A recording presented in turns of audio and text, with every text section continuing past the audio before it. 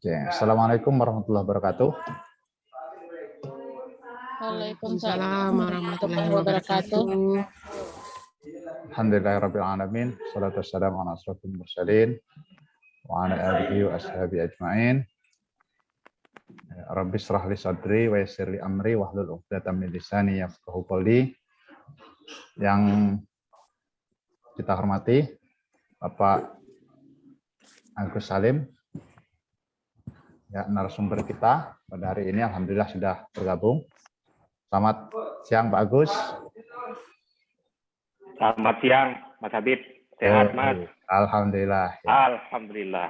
Kemudian Bapak Ibu, teman-teman yang hadir dalam ruangan Zoom ini, ya saya perlu menyebutkan yang senior ini, Bang Ed Al-Munir. Ya, beliau selalu setia untuk ikut kegiatan kita. Kemudian juga siapa lagi?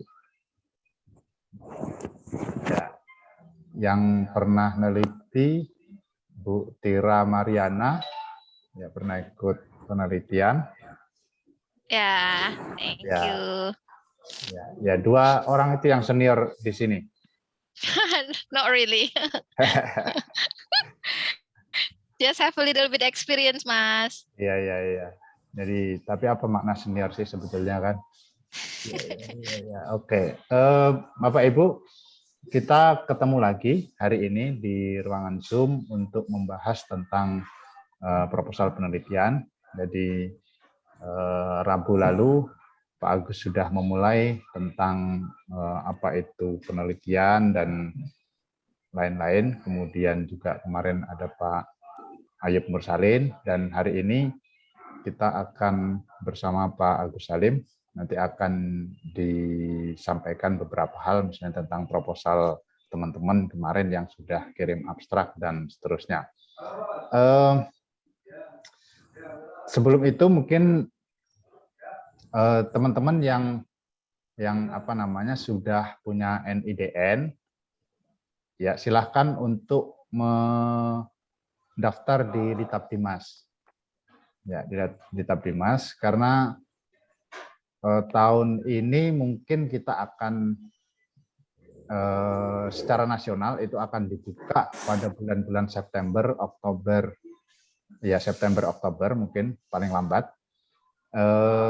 Tapi di tingkat UIN bisa jadi kebijakannya akan ada penambahan proposal, terutama untuk prodi-prodi yang akan reakreditasi.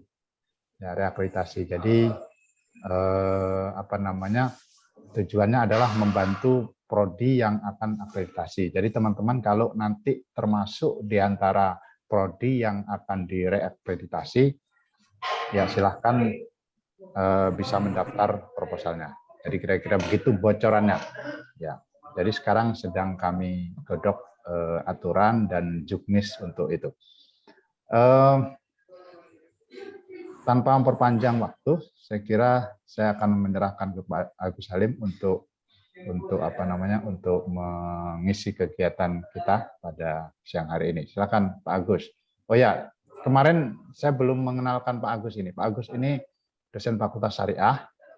Beliau menjabat Wakil Dekan Bidang Akademik dan Kelembagaan di Fakultas Syariah. Beliau menyelesaikan pendidikan S1 di UIN Syarif Hidayatullah Jakarta, jurusan Tafsir Hadis.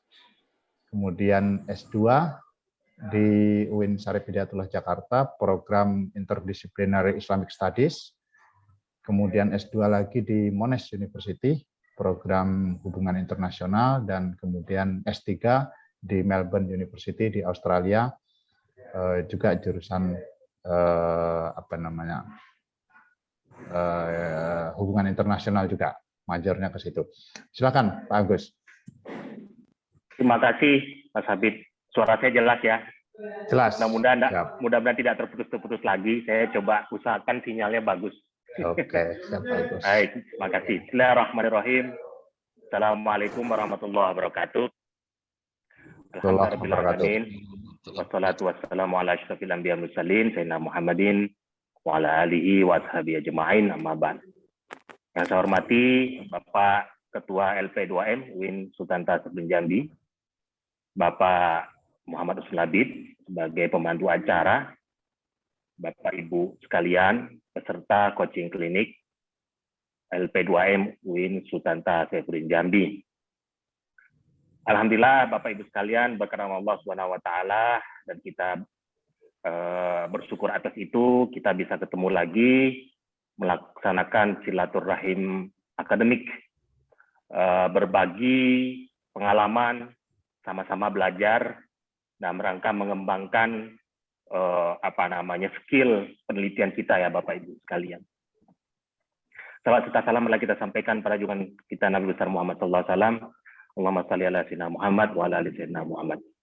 Bapak Ibu sekalian, minggu lalu kita sudah sama-sama membahas beberapa aspek dari proposal penelitian, terutamanya kita mengkaji masalah penelitian, pentingnya masalah penelitian, contoh-contoh masalah penelitian, dan seterusnya.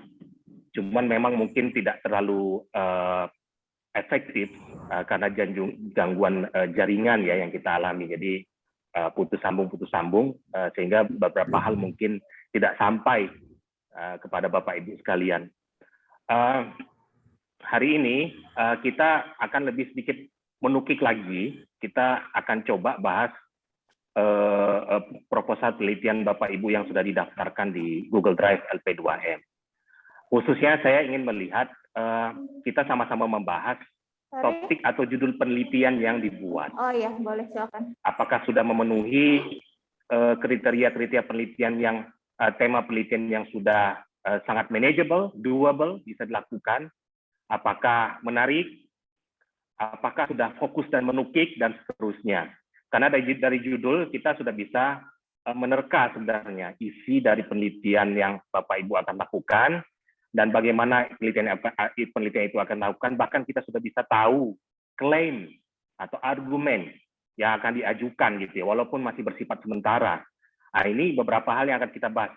Saya belum bisa, Pak Mas Habib, saya belum bisa mengakses Google Drive LP2M, jadi yang saya lihat cuma judul penelitian saja. Mudah-mudahan nanti sambil berjalan saya bisa akses juga abstrak dan lain-lain di Google Drive. Tapi sebagai langkah awal saya kira dari judul dulu. Nanti kan Bapak Ibu bisa mengklarifikasi yang memiliki judul itu gitu ya untuk membahas lebih lanjut. Nah, sebelum ke topik atau tema penelitian, kita akan coba sedikit mengkaji ulang, merewind apa yang sudah kita bahas minggu lalu ya Bapak Ibu. Hanya sekedar pengingat dan mungkin juga masih relevan dengan apa yang kita bahas hari ini. Jadi saya izin share screen ya Pak Habib. Ya, silakan Pak Agus. Oke, baik.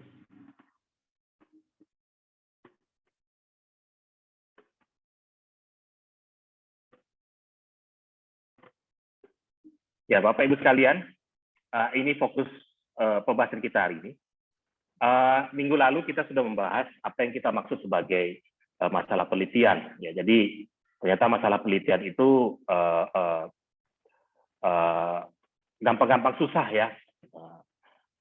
Intinya untuk memandu kita merumuskan masalah, kita hanya bisa membedakan dua hal, yaitu ada masalah-masalah penelitian yang sifatnya praktis, atau yang kita sebut sebagai applied research, ada juga yang masalah-masalah yang sifatnya konseptual dan abstrak, yang sifatnya pure research. Nah, yang saya tidak akan mengulang apa yang dimaksud dua hal ini, saya hanya akan langsung berikan contoh praktis ya, mungkin juga bisa diadopsi Bapak Ibu. Ini praktek yang saya kerjakan dulu ketika melakukan penelitian tesis dan disertasi ya. Jadi sebelum saya memulai tulisan proposal secara panjang lebar, saya membuat semacam sketch ya, semacam peta besar dari proposal penelitian saya dengan cara menunjukkan dalam satu kalimat pertama masalah penelitian saya. Itu kalimat pertama. Kalimat kedua adalah pertanyaan penelitian saya. Dan kalimat ketiga adalah signifikansi atau manfaat penelitian saya. Ini praktek yang saya lakukan terus sampai sekarang. Sebab kalau tidak dibuat peta, maka kadang-kadang kita membuat proposal itu menjadi acak, ya tidak terarah. Nah, ini contoh penelitian saya waktu tesis saya di S2 di UIN Jakarta dulu tentang Hizbut Tahrir. Nah, ini saya sebagai peta awal saya membuat kalimat, ya, satu kalimat yang masing-masing menggambarkan masalah penelitian saya, pertanyaan penelitian saya, kemudian signifikansi atau manfaat penelitian saya. Misalnya, ini masalah penelitian saya sebutkan dalam satu kalimat. Kenapa penting kita menggambarkan konsep atau apa yang ada dalam pikiran kita dalam satu kalimat? Ini penting sebab ini praktek yang bagus untuk kita to the point, ya, menyampaikan secara langsung to the point tanpa berputar-putar apa sih sebenarnya inti masalah dari penelitian kita. Kemudian apa sih yang mau kita lakukan dalam menjawab masalah penelitian itu, dan apa sih tujuan itu. Jadi kalau kita bisa gambarkan dalam satu kalimat saja, itu berarti memang sebenarnya penelitian kita sudah jelas gitu. Kalau kita kesulitan menggambarkan penelitian kita dalam satu kalimat misalnya untuk menjelaskan masalah penelitian saja, itu berarti kita masih punya masalah dalam merumuskan masalah penelitian kita. Jadi ini memang praktek yang saya jalankan ketika sebelum saya menulis proposal, bahkan ketika sudah saya menulis proposal. Jadi ini semacam peta baik di awal proposal, di pertengahan proposal, bahkan di akhir proposal. Contohnya, saat itu saya ingin meneliti tentang kemunculan Hizbut Tahrir Indonesia di awal tahun 2000-an. Masalah penelitiannya adalah saya ingin menganalisa bagaimana Hizbut Tahrir Indonesia yang dahulu bergerak di bawah tanah, tidak pernah terdengar gitu ya, tiba-tiba dapat muncul di ruang publik di tahun 2000-an. Itu kan masalah. Kenapa? Ada sesuatu yang tidak kita ketahui. Sesuatu yang tidak kita ketahui itu berupa gap di sini. Ada gap. Gapnya di mana? Dulu tidak pernah terdengar gitu kan. Sekarang tiba-tiba kok muncul. Kan tidak mungkin secara asumsi sebuah gerakan tiba-tiba muncul gitu kan. Itu masalah ya kan. Masalah tapi yang kita sebut kemarin sebagai masalah konseptual. Ya, bukan masalah misalnya masalah praktis. Kalau masalah praktis itu formulasinya akan berbeda. Misalnya, bagaimana cara pemerintah menghadapi kelompok radikal Hizbut Tahrir Indonesia melalui kebijakannya. Nah, itu lebih praktis, sebab langsung kepada formulasi kebijakan. Dia lebih sifat applied. Nah, kalau ini masih bersifat konseptual, karena bersifat abstrak dan dalam rangka mengembangkan pengetahuan kita tentang gerakan. Kemudian kedua, saya kembangkan dalam bentuk pertanyaan penelitian. Saya menganalisa bagaimana Hizbut Tahrir Indonesia yang dahulu bergerak di bawah tanah dapat muncul di ruang publik di awal tahun 2000-an karena saya ingin menguji sejauh mana kesempatan politik dapat menjelaskan kemunculan gerakan tersebut. Nah, jadi ada masalah, kemudian saya buat pertanyaan penelitian yang cukup menukik, yaitu saya hanya ingin menguji satu faktor yang kita sebut sebagai kesempatan politik, yaitu untuk menjelaskan kemunculan gerakan itu. Nah, ini saya lakukan karena pada saat itu tahun 2000-an itu kan tiba-tiba kelompok-kelompok organisasi Islam politik muncul kembali setelah keran demokrasi dibuka. Jadi argumen yang berkembang saat itu di komunitas peneliti kita, ilmuwan kita, bahwa kesempatan politik itu penting dalam menjelaskan kebangkitan gerakan gitu kan. Jadi ya akhirnya saya jadikan sebuah penelitian gitu, ingin menguji memang benar ya kesempatan politik itu dapat menjelaskan kemunculan gerakan. Nah, kemudian dari situ saya kembangkan satu kalimat untuk menjelaskan manfaat atau fungsi atau tujuan atau signifikansi dari penelitian itu. Jadi ini masih berkaitan dengan kalimat awal tadi. Saya menganalisa bagaimana Hizbut Tahrir muncul di ruang publik di awal tahun 2000-an karena saya ingin menguji sejauh mana kesempatan politik dapat menjelaskan kemunculan gerakan tersebut untuk memberikan pemahaman bahwa gerakan sosial Islam sama seperti gerakan umum lainnya bertindak rasional dan penuh perhitungan strategis dalam merespon lingkungannya. Jadi dari pertanyaan penelitian saya kembangkan manfaat penelitian itu. Di sinilah kita bisa meyakinkan kepada reviewer, kepada penguji proposal kita, betapa pentingnya penelitian kita, begitu. Oke, Anda meneliti Hizbut Tahrir, so what? Nah, gitu. Terus untuk apa? Gitu. Nah, inilah jawabannya di kalimat ketiga ini. Nah, itu. Nah, supaya lebih meyakinkan lagi, kita perlu mengembangkan aspek praktisnya. Kalau tadi sifatnya konseptual, ya gitu kan, dalam rangka mengembangkan teori, mengembangkan pengetahuan di bidang gerakan sosial dan gerakan politik. Nah, maka harus ada juga aspek praktisnya, manfaat yang bisa dirasakan langsung ya oleh para pemanggil kebijakan. Maka saya menulis di situ bahwa selain memberikan pemahaman bahwa gerakan sosial Islam itu rasional, juga ingin mengembangkan pendekatan kebijakan yang lebih rasional dan terukur dalam respon gerakan yang sering dianggap sebagai gerakan ekstrim. Ya. Jadi saya berangkat dari satu pemahaman bahwa ternyata gerakan sosial Islam yang selama ini di Barat atau dimanapun itu dianggap sangat irasional, bergerak berdasarkan emosi, itu ternyata tidak. Kalau kita lihat perilakunya, mereka ternyata bergerak sangat rasional dan penuh perhitungan strategis gitu, dalam kasus Hizbut Tahrir.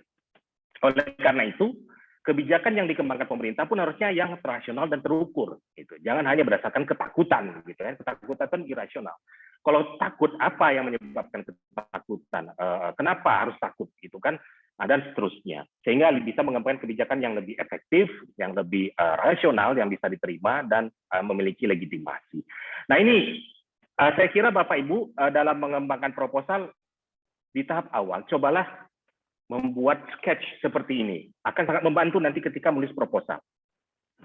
Jadi ini sebenarnya dengan saya menulis ini, saya merasa 75% proposal saya selesai. Gitu, dengan membuat sketch ini. Gitu.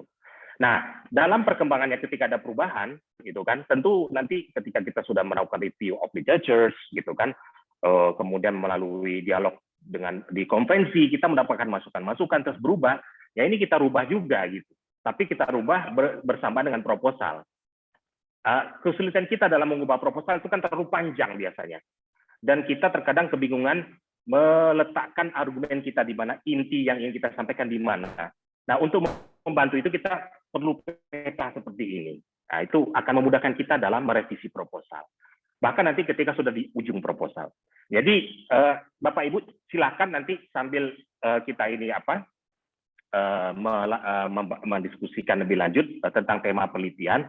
Bapak Ibu silakan di masing-masing tempat coba membuat sketch ini. Nanti di akhir kita diskusi, saya akan minta Bapak Ibu menampilkan berapa, 1 atau 2 atau 3 orang untuk menampilkan kalimat-kalimat seperti ini. Itu ya dari proposal penelitiannya. Nanti akan kita bahas. Nah itu Bapak Ibu sekilas recap ya dari apa yang kita bahas di minggu lalu. Nah hari ini kita akan membahas topik atau tema penelitian atau judul penelitian yang baik itu seperti apa ya sebenarnya. Para reviewer itu ketika melihat judul itu apa sih yang dilihat gitu ya. Apa yang diharapkan dari judul gitu. Dan oleh karena itu bagaimana kita harus membuat judul atau topik penelitian. Di awal penelitian biasanya, apalagi di awal proposal, itu memang biasanya kita memulai dari satu topik yang sangat luas. Biasanya topik yang memang kita punya interest gitu ya, kita punya punya ketertarikan ya. Dan biasanya dimulai dengan statement yang luas gitu ya. Dan biasanya memang tidak di awal, dan itu normal dan wajar itu. Misalnya di sini saya berikan contoh topik penelitian yang luas, misalnya sejarah penerbangan komersial di Indonesia. Ini luas sekali. Kenapa luas? Karena dia menyebutkan pertama sejarah. Nah, sejarah itu kan luas. Sejarah itu apakah sejarah orangnya, sejarah institusinya, itu kan sejarah perilakunya, kebijakannya itu belum jelas di sini, ya kan? Cuman si peneliti sudah tertarik mengkaji sejarah, gitu. Mungkin karena bidangnya memang tentang sejarah. Kemudian membahas penerbangan komersial di Indonesia. Nah, Indonesia kan luas. Kalau kita lihat dari segi waktu, atau kapan gitu, itu kan luas, tidak jelas batas-batas waktunya. Itu berarti dia masih terlalu luas dan tidak fokus. Nah yang kedua ada contoh ketika topik ini sudah diperbaiki, dibuat batasan-batasannya sehingga lebih fokus, sehingga dirubah menjadi kontribusi elit teknokrat lulusan Amerika dalam mengembangkan penerbangan komersial di awal tahun 1960-an. Nah, ini lebih jelas, lebih fokus. Kenapa? Pertama jelas, aktornya siapa? Aktornya siapa? Yaitu elit teknokrat lulusan Amerika. Kemudian apa yang mau diteliti? Apa yang mau dikaji? Kontribusinya. Nah, ini jelas. Dalam hal apa? Dalam mengembangkan penambangan komersial pada masa kapan? Di awal tahun 1960-an. Nah, kenapa kita penting? Jadi Bapak Ibu lihat dari sejarah penerbangan komersial di Indonesia menjadi satu topik penelitian yang manageable dan doable, ya. Nah, lihat itu bagaimana? Karena sudah semakin fokus, ya, dari segi waktu, dari segi aktor, dan dari segi apa yang mau dikaji. Jadi topik atau tema atau judul penelitian yang baik itu ya adalah pertama yang fokus. Kenapa harus fokus? Karena kita ingin memastikan bahwa penelitian yang kita lakukan itu dapat kita lakukan, dapat kita selesaikan sesuai dengan time frame atau batas waktu yang disediakan oleh misalnya LP2M. Tidak mungkin dong meneliti sejarah penerbangan komersial Indonesia dari awal sampai saat ini, tapi penelitian kita cuma diberikan setahun misalnya. Itu kan tidak akan selesai. Dan sangat luas sejarah itu. Jadi itu tidak doable atau tidak manageable. Jadi fokus itu penting. Kenapa? Karena kita ingin melakukan penelitian yang dapat kita selesaikan. Nah, secara praktek. Kemudian kedua, dalam judul itu ada klaim sebenarnya, ada argumen yang disampaikan secara tidak langsung. Ya. Nah, dalam judul topik yang di atas, sejarah penerbangan komersial Indonesia, ini kita sudah pastikan ini tidak ada klaim di situ. Tidak bisa kita baca ada klaim yang terimplikasi karena sangat deskriptif, ya, hanya menjelaskan sejarah penerbangan komersial Indonesia. Tapi lihat di judul kedua, itu sudah ada klaim. Sebenarnya sudah ada argumen yang diajukan, apa? Bahwa elit teknokrat lulusan Amerika itu memiliki kontribusi, baik besar ataupun mungkin tidak besar, nggak tahu ya, yang penting ada kontribusi dalam mengembangkan penerbangan komersial di awal tahun 60-an. Jadi dari judul ini sudah kita melihat ada misi yang ingin disampaikan oleh penulis. Apa?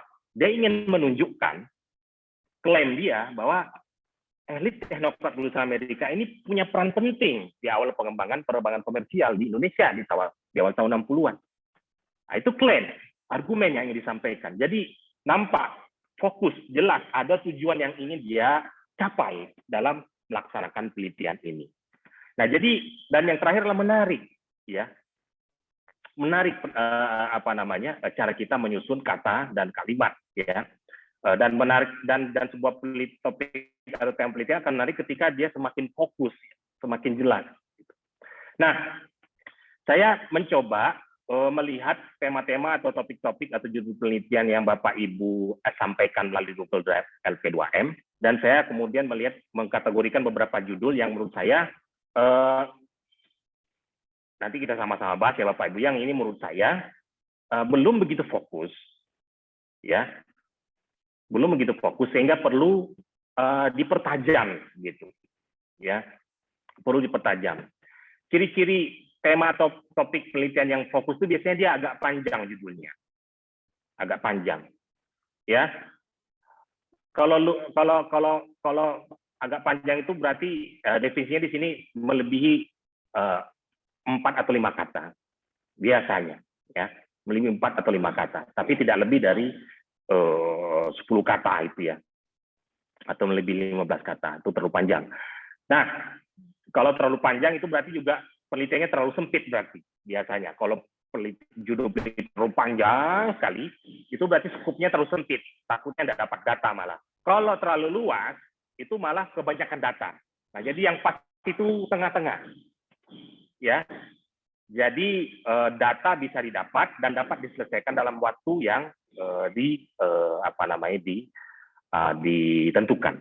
Nah, ini saya coba melihat beberapa contoh judul yang sudah diajukan Bapak Ibu yang menurut saya ada yang masih belum menukik, ya. Dan ternyata walaupun ada yang judulnya panjang, ternyata juga masih belum fokus gitu. Padahal kan harapan kita kalau judul panjang itu sudah semakin fokus, ternyata juga belum fokus. Mari kita lihat ya Bapak Ibu, ya. Nah, ini contoh pertama yang saya lihat dari contoh-contoh judul penelitian yang Bapak Ibu ajukan, yang menurut saya terlalu pendek dan oleh karena itu terlalu luas skupnya, sehingga susah untuk dilakukan penelitiannya. Karena saya ragu apakah itu bisa diselesaikan. Pertama, kedua, apakah kita akan dibanjiri data yang terlalu banyak sehingga kita bingung mau menulisnya. Nah, ini salah satu contoh ya, saya tidak menyebutkan nama, saya hanya menyebutkan judul ya. Di sini misalnya contoh komunikasi populis pada dai baru. Nah, ini menurut saya terlalu pendek, tapi juga pada saat yang sama terlalu luas. Ya, pertama, kenapa saya katakan terlalu pendek? Karena cuma 1, 2, 3, 4 sampai 5 kata. Ya, biasanya minimal 6 ya, atau 5 bisa, tetapi ada satu kata yang menunjukkan klaim. Jadi saya lihat di sini masih belum ada klaim.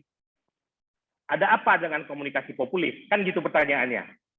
Kemudian, oke, Anda, Bapak Ibu, membahas komunikasi populis misalnya. Pertanyaan kemudian ada apa dengan komunikasi populis? Nah, ini yang saya maksud sebagai klaim. Apa klaim atau argumen yang ingin kita sampaikan dalam penelitian ini? Misalnya, bisa kita tambahkan penyebaran komunikasi populis pada dai baru. Nah, itu sudah ada klaim di situ. Oh, komunikasi populis yang kita maksud adalah penyebarannya. Kenapa terjadi penyebaran komunikasi gaya populis pada dai baru? Nah, kemudian itu juga belum fokus ya, masih walaupun sudah tunjuk ada klaim, ada sesuatu yang ingin kita sampaikan gitu kan. Oh, yang kita sampaikan di sini penyebaran komunikasinya, tidak sekedar membahas komunikasinya, itu terlalu luas. Ada penyebaran komunikasi. Bagaimana komunikasi populis ini bisa menyebar dari satu dai ke dai yang lain. Nah, itu ada sesuatu yang ingin kita jelaskan ke orang, gitu kan? Ada klaim itu berarti kita ingin menjelaskan sesuatu. Itu kan penelitian. Pada dai baru ini kan dai yang mana ya yang dimaksud dai baru? Pada segmen yang mana? Di daerah mana? Dan pada masa kapan? Nah, itu yang perlu dipertanyakan ketika kita membuat tema penelitian yang terlalu pendek dan luas. Jadi kita perlu membuat batasan-batasan sehingga lebih fokus, dan oleh karena itu dapat kita lakukan penelitiannya dan kita dapat menyelesaikan penelitiannya. Misalnya penyebaran komunikasi populis pada dai baru di media sosial di Kota Jambi. Di awal tahun 2008 misalnya, atau 2017 misalnya, dan seterusnya. Nah, itu akan lebih manageable dan doable ketika kita kembangkan menjadi topik yang lebih fokus dan lebih menukik ya, karena ada klaim yang kita ajukan dan juga ada penjelasan yang ingin kita janjikan ke orang. Dan kedua, layanan pendidikan seks. Nah, ini boleh nggak Mas Abid ngomong seks masa puasa ini? Dewasa semua ini, Pak. Layanan pendidikan seks bagi anak usia dini. Nah, ini juga menurut saya, kalau saya sebagai reviewer ya, saya melihatnya ini judul penelitiannya masih terlalu luas. Tentu saya yakin Bapak Ibu membuat penelitian ini sebagai syarat saja sebenarnya. Tentu dalam pengembangan proposalnya ini tentu tidak seperti ini. Ini kan cuma sekedar contoh. Saya tidak menyalahkan Bapak Ibu yang membuat ini. Ini hanya sekedar contoh saja. Tentu Bapak Ibu sudah punya tema yang sudah lebih baik dari ini. Layanan pendidikan seks bagi anak usia dini. Nah, ini juga masih terlalu luas misalnya. Walaupun kalimatnya sudah agak panjang lah ya, walaupun tidak terlalu pendek. Nah, ini kan menimbulkan pertanyaan, layanan pendidikan seks. Ada apa dengan layanan pendidikan seks? Kan? Nah, karena ini belum ada klaim. Ya, kita baru menekan topik saja. Topik yang kita bahas itu layanan pendidikan seks. Nah, kemudian pertanyaannya, ada apa dengan layanan pendidikan seks? Apa yang mau kita bahas? Apa yang mau kita jelaskan tentang pendidikan seks bagi anak usia dini? Di mana? Di lembaga pendidikan kah? Di anak-anak usia dini dari tahun berapa ke tahun berapa, di mana gitu? Di sekolah mana dan di tahun berapa gitu kan? Nah, itu kalaupun tidak di topik atau di tema, minimal nanti dijelaskan di abstrak ataupun di proposal secara detail. Tetapi setidaknya dalam judul itu kita sudah memberikan semacam clue ya, bahwa penelitian kita ini fokus dan ada batasan-batasan. Nah, kemudian saya memberikan contoh kedua yang menurut saya panjang, tapi ternyata juga belum begitu menukik.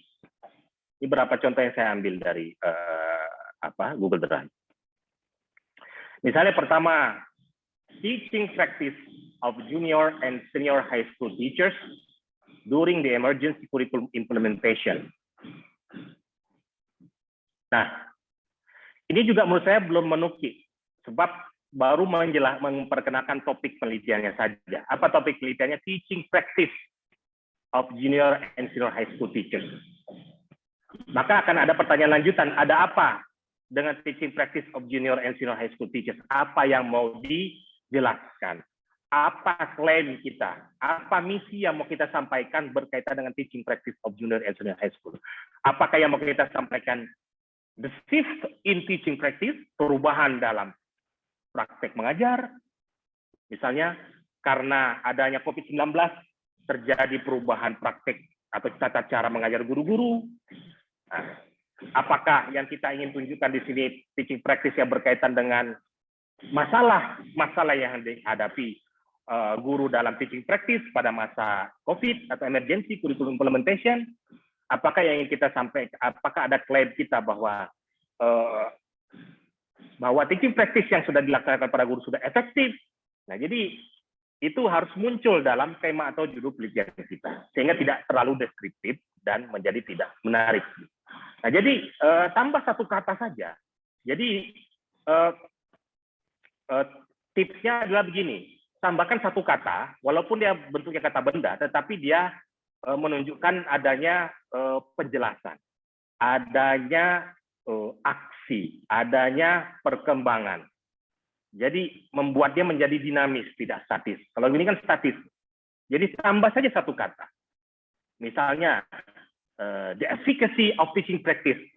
Bisa ditambah the efficacy. Efektivitas praktek mengajar yang dikembangkan oleh para guru di sekolah mana pada saat emergency curriculum implementation. Nah, itu akan jauh lebih menjanjikan sesuatu kepada publik, gitu. Bahwa kita betul-betul melakukan penelitian. Kemudian yang kedua, ini juga panjang, ya, pengaruh jumlah penduduk, tenaga kerja dan investasi terhadap pertumbuhan ekonomi di Provinsi Jambi. Nah, ini lebih sedikit menukik dan ada janji penjelasan begitu ya, karena di sini menyebutkan kata pengaruh, gitu kan? Jadi ingin menjelaskan sesuatu, yaitu apa? Menjelaskan pengaruh jumlah penduduk, tenaga kerja, dan investasi terhadap pertumbuhan ekonomi di Provinsi Jambi.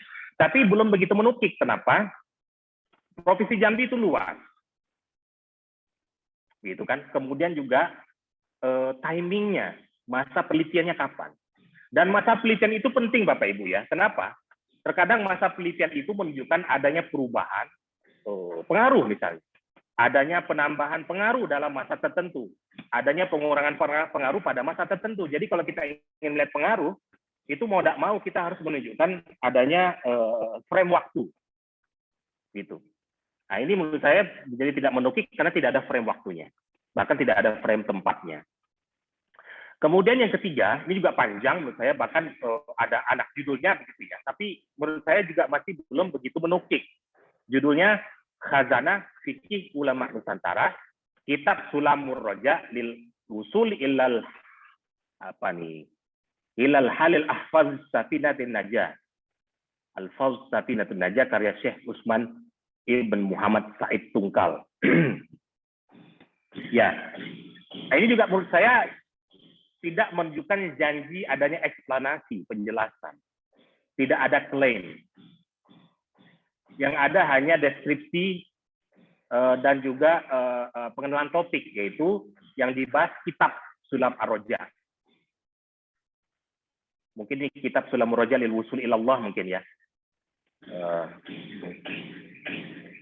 Kitab Sulam Ar-Roja, kitab Sulam Ar-Roja. Apa yang terjadi dengan kitab Sulam Ar-Roja? Apa yang mau kita jelaskan tentang kitab Sulam Ar-Roja? Banyak. Misalnya, kita bisa mengenalkan konsep teologi baru, kan gitu, dalam kitab Sulamur Roja. Itu akan jauh lebih menarik. Kenapa? Kita membuat klaim, kita memberikan penjelasan baru yang kita temukan dalam kitab Sulamur Roja. Jadi walaupun kita mengkaji khazanah, dia akan bisa menjadi menarik kalau kita menemukan sesuatu yang baru atau ingin menjelaskan sesuatu yang baru. Konsep teologi baru dalam kitab Sulamur Roja misalnya. Nah, itu akan jauh lebih menarik karena kita memperkenalkan satu klaim.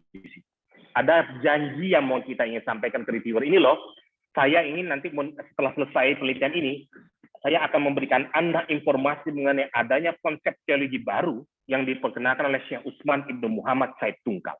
Wah, itu menjadi besar penelitian itu. Nah, ini beberapa hal yang menurut saya bisa kita lakukan untuk memperbaiki kualitas judul atau tema penelitian kita. Kemudian judul yang terakhir di contoh 2, yang menurut saya panjang tapi belum menukik, yaitu resistensi budaya dalam diktum adat bersendi syarat bersendi kitabullah. Nah, ini menarik sebenarnya. Sudah ada klaim. Apa klaimnya? Ada resistensi di sini. Sejauh ini budaya itu kan dia sebagai alat legitimasi, tetapi ternyata dia bisa dijadikan sebagai alat resistensi. Nah, yang menjadi dia tidak menjadikan judul ini tidak menukik karena aktornya tidak jelas, institusinya tidak jelas, masih terlalu abstrak. Resistensi budaya oleh siapa? Oleh lembaga mana? Di mana? Dan di tahun kapan? Begitu. Nah, jadi perlu penjelasan lebih lanjut akan aktornya, pelakunya. Apakah pelakunya itu orang? Apakah dia lembaga? Apakah dia kelompok? Di mana? Dan pada saat kapan? Nah, ini menurut saya bisa dikembangkan. Misalnya, resistensi budaya oleh kelompok Salafi, misalnya di Kota Jambi, dan diktum adat bersendi syarat bersendi kitabullah di awal tahun 2008. Nah, itu akan lebih menarik menurut saya. Jadi ini sebenarnya sudah ada potensi menarik, tapi kemudian tidak begitu menukik karena tidak ada aktornya. Jadi harus dijelaskan siapa aktornya, pelakunya siapa, apakah si kelompok, lembaga, individu, dan seterusnya. Nah, kemudian saya akan menunjukkan contoh-contoh tema penelitian, judul penelitian yang ketiga, yang menurut saya penelitiannya bersifat pengembangan atau yang bersifat asesmen metodologi. Menurut saya penelitian pengembangan atau metodologi itu pada dirinya sudah sangat bagus sebenarnya. Tapi menurut saya kalau hanya sampai saat itu tingkat usefulness ya, tingkat kebermanfaatan penelitian itu menjadi kurang karena hanya fokus kepada pengembangan atau metodologi tanpa kita mengajukan satu penjelasan. Jadi menurut saya ini sangat deskriptif akhirnya, karena sekali lagi namanya penelitian itu karena ada satu masalah penelitian, gitu kan? Dan dengan ada masalah penelitian itu kita punya misi untuk menjawab suatu pertanyaan penelitian. Dan ketika kita menjawab jawaban itu kita punya jawaban atau argumen sementara atau klaim. Nah, dalam pola-pola penelitian pengembangan dan metodologi itu biasanya tidak ada klaim yang kita ajukan. Kita hanya menyampaikan bahwa ya, memperkenalkan ini loh satu metodologi baru, gitu kan? Ini loh modul yang sedang kami kembangkan. Nah, itu oke.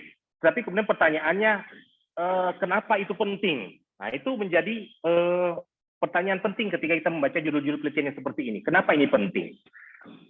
Kenapa harus diteliti? Dan untuk apa? Misalnya, deteksi pola kejahatan berbasis Geographic Information System selama pandemi COVID-19 di Kota Jambi. Mohon maaf ya Bapak Ibu, saya hanya membaca berdasarkan judul. Saya tidak membaca abstrak, jadi kemungkinan besar ya mungkin pemahaman saya tereduksi gitu ya. Kedua, karena memang tujuan kita yang membahas judul gitu ya. Judul berarti tanpa lihat abstrak pun harusnya judul bisa mewakili isi dari proposal penelitian kita. Nah, kalau kita lihat judul ini sangat deskriptif karena pertama tidak ada klaim yang disampaikan, ya. Kalaupun ada klaim mungkin implied ya, terimplikasi, mungkin tidak ditunjukkan gitu. Namun saya harus ditunjukkan. Saya di sini deteksi pola kejahatan berbasis Geographic Information System selama pandemi COVID-19 di Kota Jambi. Di sini ingin mengenalkan satu metodologi penelitian disebut sebagai Geographic Information System dan bagaimana GIS ini sangat bermanfaat. Nah, ini pemahaman saya terhadap judul ini. Sangat bermanfaat dan sangat efektif dalam mendeteksi pola kejahatan. Munculnya pola-pola kejahatan selama pandemi COVID-19 di Kota Jambi. Jadi ini ingin memperkenalkan metodologi. Sebenarnya tidak masalah. Tapi alangkah baiknya kalau ditambah klaim. Misalnya, ditambah di kelebihan metodologi Geographic Information System dalam mendeteksi pola kejahatan selama pandemi COVID-19 di Kota Jambi dibandingkan metodologi yang lain. Nah, itu akan lebih menarik. Kita mempunyai klaim di situ. Tapi nanti memframe judulnya terserah seperti apa. Yang jelas harus ada satu tambah satu kata yang menunjukkan klaim kita, ada argumen yang ingin kita sampaikan. Dan itu kemudian menjadi fokus kita, misi kita dalam penelitian ini. Jadi ketika kita tambah kelebihan metodologi JIS dalam mendeteksi pola kejahatan, maka kita punya misi ingin menunjukkan kelebihan-kelebihan dari metodologi ini berdasarkan penelitian di lapangan. Nah, itu akan jauh lebih menarik menurut saya. Kemudian kedua, atau misalnya fokus kepada pola kejahatannya. Misalnya peningkatan pola kejahatan selama pandemi COVID-19 di Kota Jambi. Nah, itu ada klaim. Kita ingin menunjukkan klaim bahwa terjadi peningkatan pola kejahatan tertentu pada masa COVID-19 tanpa menyebutkan metodologinya. Kalau kita fokus pada substansi masalah penelitiannya, gitu kan? Peningkatan pola kejahatan selama COVID-19 di Kota Jambi. Gitu kan? Titik 2, pendekatan JIS misalnya. Nah, itu akan jauh lebih menarik sebab kita punya klaim. Ada analisa yang akan kita lakukan, ada misi yang ingin kita sampaikan. Kemudian yang kedua, contoh lainnya, ini contoh pengembangan e-modul pengantar dasar matematika untuk perguruan tinggi. Ini juga sebenarnya bagus, ya. Tapi kemudian pertanyaannya, kenapa harus ada penelitian tentang pengembangan e-modul? Apa pentingnya? Apa yang ingin kita sampaikan ketika kita ingin menjelaskan pengembangan e-modul pengantar dasar matematika? Nah, ini yang tidak terjawab dalam judul penelitian ini. Apa sih sebenarnya yang kita sampaikan ke orang lain? Apa sih temuan yang ingin kita sampaikan orang lain ketika kita membahas pengembangan e-modul pengantar dasar matematika? Itu menjadi pertanyaan besar. Nah, menurut saya maka perlu ditambah satu kata saja atau satu atau dua kata, misalnya efektivitas penggunaan modul pengantar dasar matematika untuk UIN SS Jambi bagi mahasiswa semester berapa di fakultas apa. Nah, misalnya itu jauh lebih menarik gitu. Jadi kita ingin menguji efektivitasnya. Sejauh mana modul itu efektif, bermanfaat, dan kita melakukan penelitian eksperimen. Nah, seperti itu. Ada pretest dan post-test sebelum menggunakan modul dan sesudah menggunakan modul. Nah, itu jauh lebih menarik menurut saya. Dan juga begitu juga dengan pengembangan modul penyuluhan agama untuk pencegahan stunting di Provinsi Jambi. Nah, ini juga saya belum melihat ada klaim yang ingin disampaikan, belum ada misi yang ingin disampaikan oleh penulis. Begitu juga dengan learning English as a foreign language in a blended mode of face-to-face and online discussions at second semester of Studies Biologi Universitas Jambi. Nah, ini cukup melukis. Tapi belum ada juga klaim atau argumen yang ingin disampaikan. Ada apa dengan learning English as foreign language in blended mode? Apakah yang ingin disampaikan bahwa metodologi pembelajaran ini jauh lebih baik, lebih efektif dibanding metodologi lain? Maka kita harus sebutkan efektivitasnya, misalnya kita tulis dalam satu kata di awal judul. Atau kita ingin menunjukkan ketidak-efektifannya misalnya. Atau yang kita ingin tunjukkan pengaruhnya terhadap prestasi pembelajaran mahasiswa dan seterusnya. Nah, itu jauh lebih menarik menurut saya dan lebih menukik penelitian kita ketika kita menunjukkan klaim, ya Bapak Ibu sekalian. Nah itu saja Bapak Ibu ya. Kemudian selebihnya kita diskusi saja. Ini sebagai pengantar saja ya Bapak Ibu. Dan tentu saya tidak membaca abstrak Bapak Ibu karena belum bisa punya akses ke situ. Bahkan kalau bisa kita sebenarnya sudah membahas misalnya satu contoh penelitian dari awal sampai habis. Jadi kita bahas misalnya cara, nanti mungkin itu di pertemuan berikutnya ya Mas Abid. Misalnya kita bahas cara dia menulis latar belakang, di dalam latar belakang bagaimana dia memperkenalkan masalah penelitian, kemudian bagaimana dirumuskan pertanyaan penelitian, kemudian bagaimana dia mengembangkan metode mengumpulkan data, metode menganalisa data, dan seterusnya. Nah, itu mungkin langkah berikut bisa dilakukan setelah hari ini. Nah, demikian saja Bapak Ibu. Saya tidak mau panjang lebar karena kita akan saya kira akan lebih fruitful, lebih asik kalau kita diskusi. Demikian dulu, saya serahkan kembali ke Pak Abid sebagai moderator. Silakan Pak Abid. Terima kasih Pak Agus. Ya, ya dari judul saja sebenarnya sudah kebayang ini. apa namanya soal proposalnya akan kemana. Jadi Bapak Ibu kalau nanti buat proposal untuk penelitian yang diajukan ke aplikasi Litap Dimas misalnya, itu judul juga ada penilaiannya. Ya, dari judul sudah dinilai. Jadi membuat judul itu jangan juga apa namanya asal-asalan, apalagi terlalu pendek, terlalu luas yang kemudian tidak mencerminkan isi misalnya.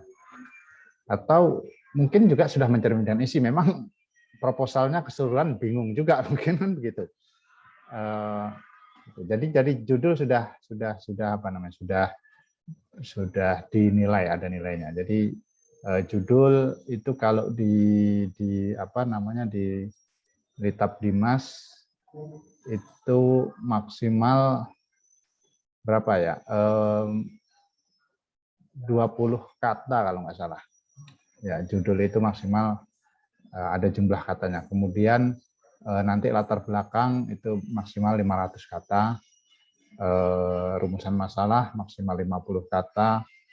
Tujuan penelitian juga 50 kata dan lain-lain. Itu ada jumlah maksimalnya. Jadi Bapak Ibu jangan terbiasa membuat proposal yang sangat panjang. Ya, karena ada jumlah maksimal yang dipersyaratkan untuk apa? Untuk proposal di Litap Dimas. Bapak Ibu silahkan, ada mungkin yang merespon, mau bertanya, mau apa terhadap ke Pak Agus Salim, silahkan. Atau mau mengajukan ini kalau judul saya begini gimana, atau proposal saya begini gimana. Oh ya Pak Agus, saya tadi sudah buat Pak Agus yang email @winjambi, asalim@winjambi untuk sebagai kolaborator ke apa itu, ke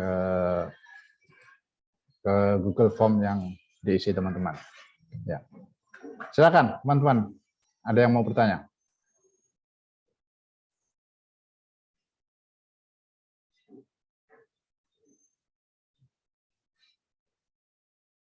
Oke, yang proposalnya tadi judulnya di apa namanya dibahas oleh Pak Agus, mungkin mau klarifikasi. Silahkan. Oke, Ya. Assalamualaikum Pak Abid. Waalaikumsalam warahmatullahi wabarakatuh. Ya, silakan Bu.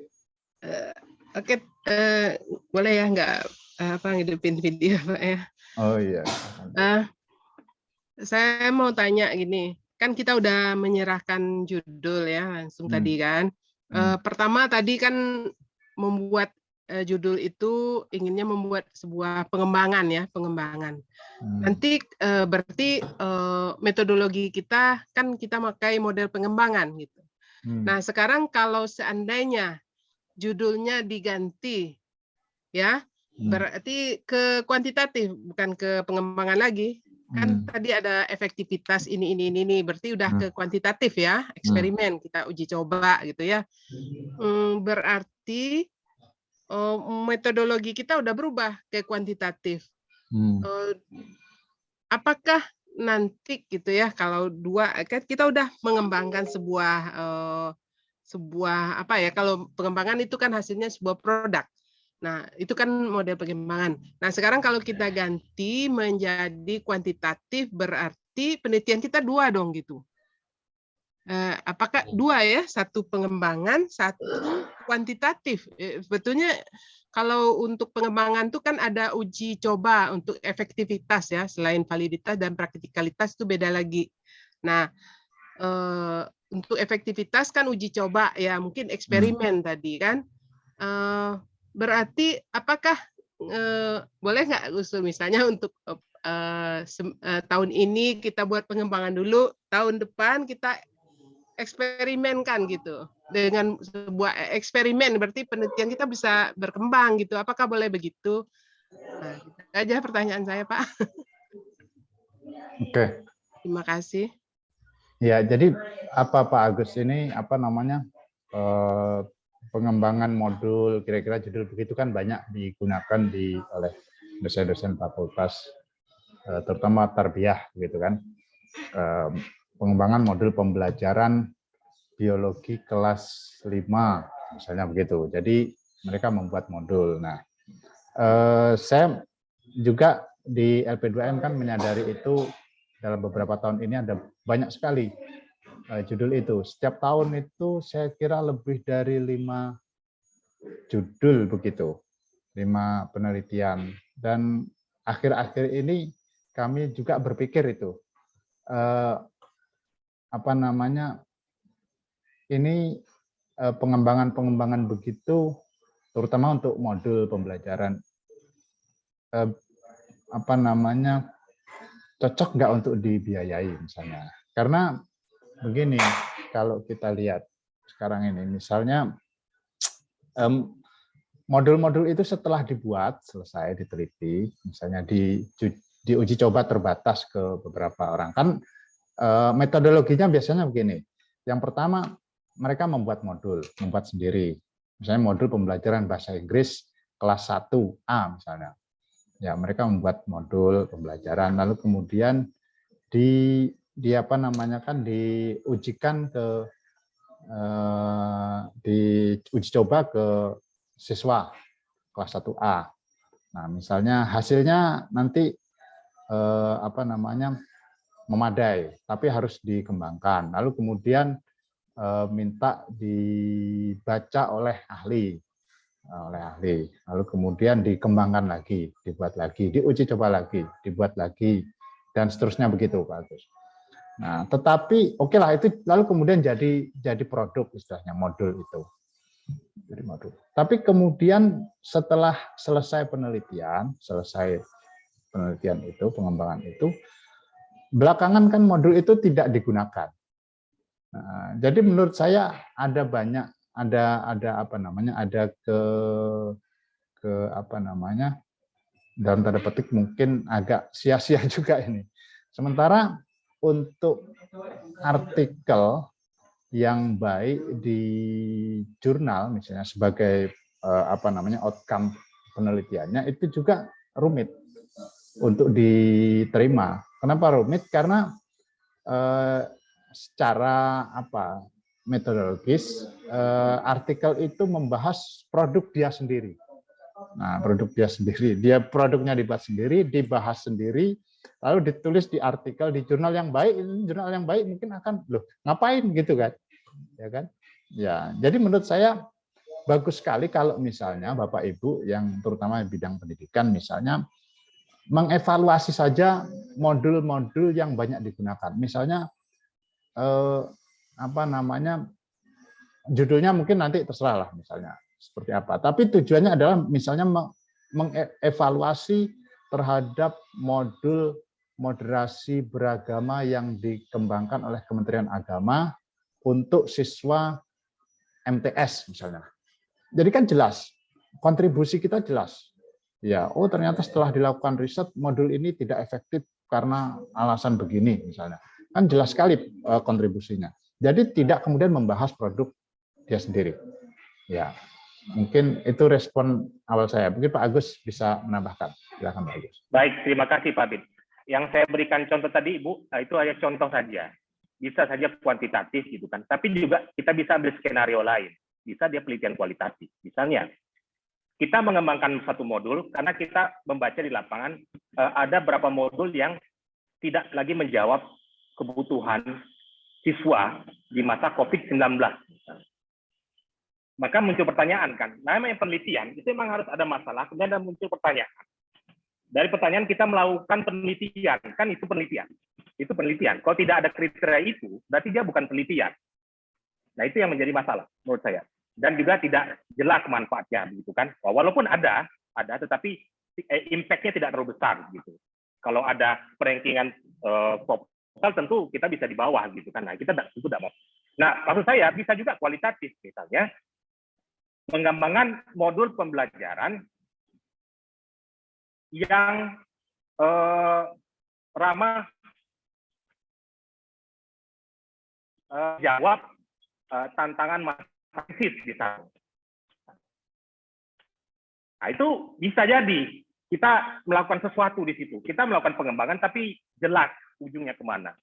jelas ujungnya kemana, maksud saya kita punya satu pertanyaan penelitian, kemudian melalui pengembangan modul kita jawab pertanyaan penelitian itu, kita menghasilkan sesuatu di ujung. Nah itu kita kemudian membuat rekomendasi bahwa modul ada itu tidak lagi layak, maka ada perlu perbaikan-perbaikan berdasarkan penelitian pengembangan modul yang kami lakukan, sehingga dia bisa bermanfaat dan aplikatif. Nah itu satu skenario ya, selain tadi yang skenario yang satu yang disebutkan Pak Abi tadi, bahwa alangkah lebih bermanfaat ya kalau kita mengkaji modul-modul yang sudah ada dan melihat efektivitas mereka. Jadi itu kan itu sebuah penelitian besar sudah itu.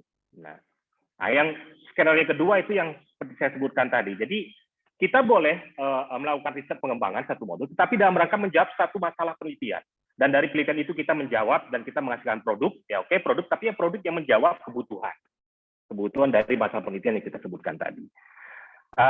Nah itu mungkin jadi bisa berbagai skenario sebenarnya. Yang penting adalah yang saya tekankan di sini adalah bahwa penelitian kita itu menunjukkan ada misi yang ingin kita sampaikan, ada kebermanfaatan yang luas, kan gitu.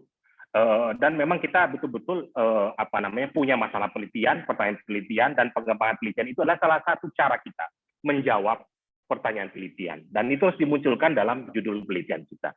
Nah, itu mungkin jawaban saya Pak Adi. Saya kembalikan ke Pak Adi. Terima kasih Pak Agus. Ya jadi saya kira memang modul-modul begini karena terlalu banyak judul itu, penting juga untuk dikurangi Bapak Ibu proposal yang begitu, karena dari segi penilaian reviewer juga tidak terlalu baik. Ya, tidak terlalu baik karena pertama dia membahas produk sendiri, lalu kemudian manfaatnya mungkin setelah selesai penelitian modul itu kan tidak pernah dipakai juga. Misalnya modul pembelajaran di kelas A misalnya tidak pernah dipakai juga di situ. Ya, jadi dari segi itu kalau untuk mahasiswa saya kira memang penting untuk mahasiswa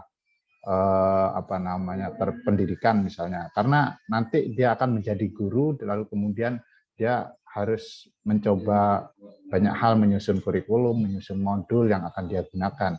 Sementara kalau misalnya uji coba sekedar begitu untuk sebuah penelitian yang produk yang diminta itu kan tidak hanya modul, tapi yang paling penting kan outcome-nya adalah artikel jurnal. Jadi untuk diterima di jurnal yang baik, saya kira ya agak sulit begitu.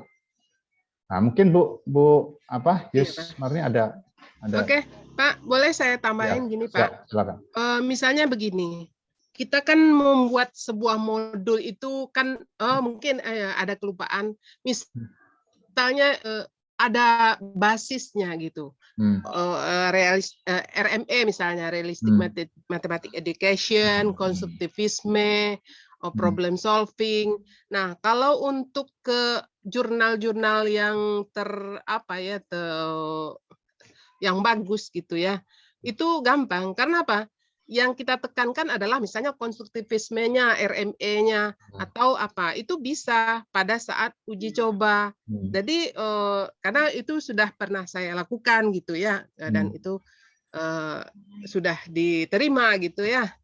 Jadi kalau untuk membuat jurnal itu ya mungkin nggak tahu juga ya, tapi karena basisnya itu tadi, karena ada sifat dari sebuah model pendekatan, jadi itu yang akan kita tekankan untuk ke penulisan sebuah artikel yang baik gitu. Jadi ini modul dibuat sebagai jembatan media untuk menekankan konstruktivisme sebuah model tadi. Jadi yang kita bahas nanti di artikelnya pada saat yang uji coba, yang eksperimen tadi. Nah, itu saya mungkin barangkali banyak yang seperti itu barangkali. Itu sih pendapat saya, tapi saya serahkan ke apa itu. Mungkin udah terbayang oleh seorang penulis ya, seorang peneliti gitu, apa yang akan dibuatnya, terus apa artikel yang akan dihasilkannya nanti di sebuah sebuah jurnal gitu. Bagaimana ya pendapatnya Pak? Itu sebuah pendapat aja Pak gitu. Iya. Iya, tapi saya sebetulnya saya juga mencari-cari itu Bu, model misalnya model Iya. artikel Iya. di jurnal yang Mm-mm. baik, misalnya di apa ini bisa kita lihat misalnya kata kunci saja misalnya pengembangan modul, tapi dalam bahasa Inggris misalnya development of apa modul itu apa bahasa Inggrisnya Pak Agus? Biasa modul, Pak. Modul Tapi saja kan? apa ya, Pak ya? Yang ditekankan ini Pak modelnya misal konstruktivisme gitu kan, Betul. problem based learning, project based learning, itu yang menjadi penekanan pada saat penulisan artikel. Jadi katakan sebuah produk itu menjadi media ya pengantar supaya apa ya, sebuah model itu sangat bagus ya, sangat efektif untuk sebuah apa untuk apa ya, misalnya kalau untuk konstruktivisme untuk meningkatkan pemecahan masalah ini ya, pas untuk ke matematikanya gitu kan ada beberapa yang harus dikuasai oleh orang yang matematika misalnya gitu ya. Nah, itu orang biologi gitu kan ya bisa tuh. Jadi ya, saya kira itu nggak begitu dipermasalahkan kalau untuk bisa menghasilkan sebuah artikel ya, artikel. Itu aja, Pak. Iya. Ya, tapi ya saya cari-cari dari kemarin ini. Misalnya ada nggak artikel yang apa misalnya? Misalnya kata kunci apa namanya? Pengembangan modul apa itu? Kata kunci. Atau bukan modul misalnya media. Model, Pak, model. Development of development model gitu, pengembangan model gitu. Kemarin saya kan pengembangan model, jadi cukup lama itu penelitiannya untuk mengapakan sebuah model gitu kan. Tapi ini modul ini lebih sederhana yang modul ini. Kalau model ini lebih agak lama gitu kan. Biasa.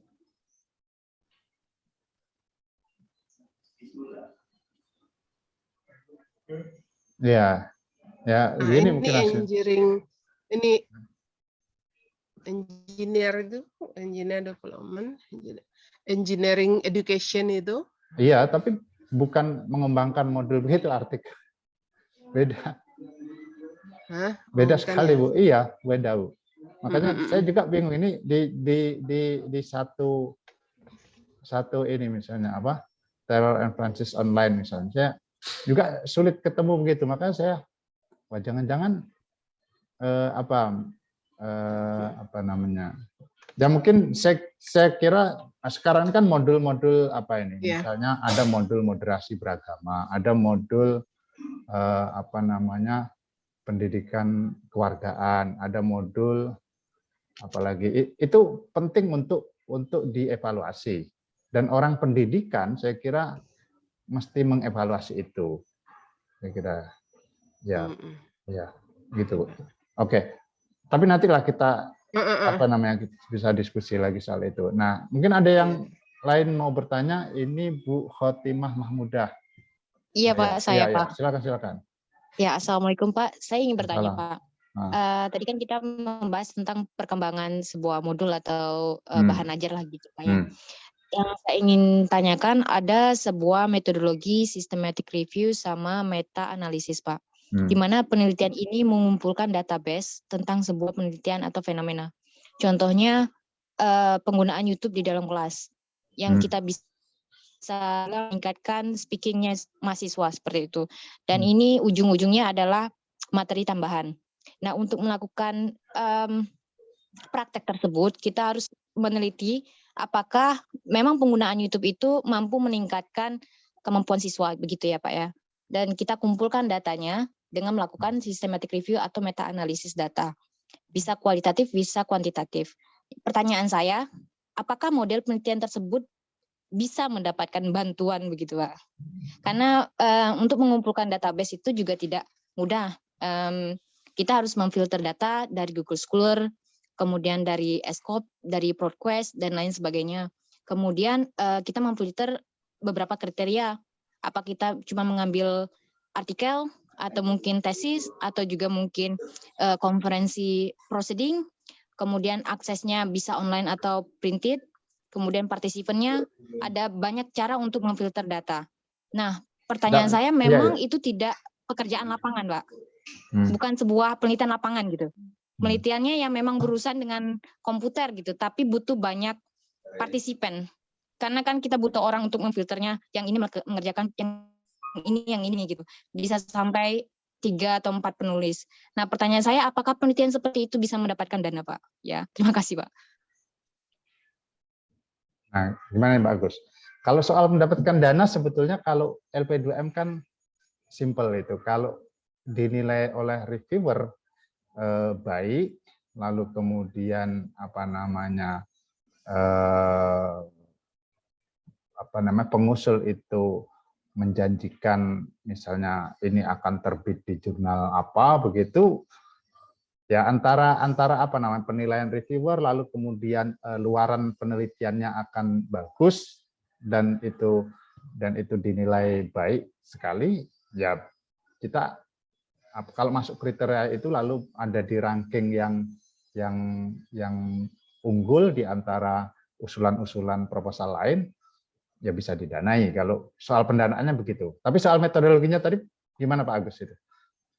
Agak bingung juga saya karena banyak tadi meta analisis, apa maksudnya meta analisis? Ya, meta analisis sama systematic review, Pak. Ya. Oke. Baik. Ya, jadi begini, penelitian kita itu diterima atau tidak bukan berdasarkan metodologi apa yang kita pakai sebenarnya, tetapi apakah metodologi tersebut dapat menjawab pertanyaan penelitian yang kita ajukan, dan pertanyaan penelitian itu memang legitimate berdasarkan masalah penelitian. Itu saja. Jadi kalau saya sebagai reviewer, saya akan lihat itu saja. Maukah dia library atau review, terserah apa saja. Maukah dia pengembangan, research development, apa saja, selama metodologi tersebut relevan dan pas dalam menjawab pertanyaan penelitian yang kita ajukan. Jadi sekali lagi, titik tekannya dalam proposal penelitian kita adalah apa masalah penelitian kita, apa pertanyaan penelitian kita, kemudian bagaimana kita menjawab penelitian itu, apakah metodologi kita sudah pas, meta analisis, ya, berbagai macam alat analisis yang berbasis teknologi informasi sekarang kan banyak itu, termasuk JIS ya yang diajukan misalnya Imam Arifah Illah itu, dan banyak lagi yang lain, ada yang crawling dan seterusnya. Jadi menurut saya ini tergantung pada permasalahan penelitian yang kita hadapi, gitu. Nah, tidak selamanya misalnya penelitian lapangan itu lebih bagus misalnya dari literature review atau library research. Tidak, karena yang itu tergantung apakah metodologi itu betul-betul sesuai dengan kebutuhan si peneliti. Jangan meneliti misalnya pemikiran Ibnu Khaldun tentang politik. Nah, kemudian kita melakukan penelitian lapangan. Nah, itu tidak relevan. Karena kita meneliti pemikiran, dan pemikiran itu ada dalam sejarah, dan sejarah itu ada dalam teks. Maka banyak dilakukan adalah library research. Nah, bahkan library research jauh lebih bagus di sini, lebih pas dibanding metodologi yang lain. Nah, jadi saya mencoba membalik pertanyaan. Jadi bukan masalah metodologinya, terserah apa saja metodenya. Selama metode tersebut memang betul-betul yang terbaik dalam menjawab pertanyaan penelitian yang kita miliki gitu Bapak Ibu. Bahkan kalau kita memperkenalkan metodologi baru lebih bagus yang selama ini bisa tidak digunakan dalam ilmu sosial misalnya, menggunakan meta analisis dalam penelitian ilmu sosial misalnya. Kalau misalnya itu banyak digunakan dalam sains, coba dalam ilmu sosial. Nah, itu akan menjadi lebih menarik gitu. Nah, tapi tadi itu asal kita bisa membangun argumen bahwa ini memang metodologi yang sangat tepat untuk menjawab pertanyaan penelitian yang kita miliki. Jadi di situ nilainya, saya kira metodologi itu nilainya di situ, bukan keren apa, bukan apakah ini tidak pernah didengar oleh orang lain atau tidak. Itu jangan menjadi pertimbangan. Walaupun misalnya metodologi itu sangat-sangat tidak dikenal atau bahkan terdengar aneh, tetapi kalau itu bisa menjawab pertanyaan penelitian, maka itu yang terbaik. Nah, itu mungkin respon saya, Pak. Habis saya kembalikan ke Pak.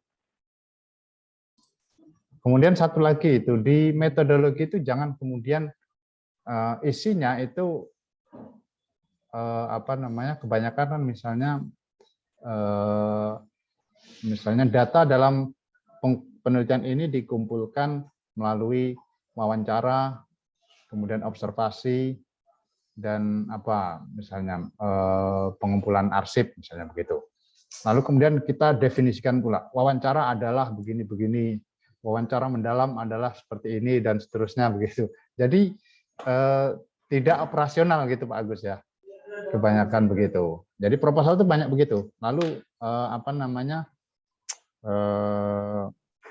observasi adalah, dan seterusnya. Nah, mestinya yang kemudian misalnya apa data penelitian ini akan dikumpulkan melalui wawancara dan observasi. Observasi akan dilakukan ke daerah mana, daerah mana, daerah mana. Oke, observasi dilakukan selama berapa hari atau berapa bulan. Misalnya. Lalu wawancara dilakukan terhadap 10 orang kepala desa misalnya. Kepala desa itu penting diwawancarai karena alasan begini-begini. 10 desa yang diwawancara adalah ini. 10 desa itu kenapa diwawancara, alasannya kasih begitu. Itu jauh lebih operasional gitu Bapak Ibu. Jadi bukan definisi. Nah, banyak proposal itu isinya definisi begitu di metodologi. Ya, menerangkan definisi yang rumit-rumit tapi kemudian lupa bahwa gimana cara kerja peneliti ketika mengumpulkan data dengan metode itu yang dilupakan. Itu Bapak Ibu. Jadi reviewer tidak butuh diceramai definisi. Ya. Tapi apa namanya, yang penting bagaimana kemudian metode atau metodologi itu operasional dalam penelitian. Bisa digunakan, bisa menjawab masalah penelitian seperti kata Pak Agus tadi. Oke. Ada yang mau bertanya itu Pak Dedi Sastradika. Ya, silakan Pak Dedi dulu. Sudah angkat tangan ini. Terima kasih Pak.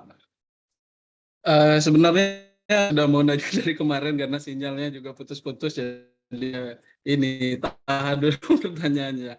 Gini Pak Agus, kan dari kemarin kita belakang dan sampai hari ini itu kita sudah berbicara tentang judul ya, bahkan sudah berbicara tentang akan dipublikasikan di jurnal bereputasi Scopus lah minimal gitu.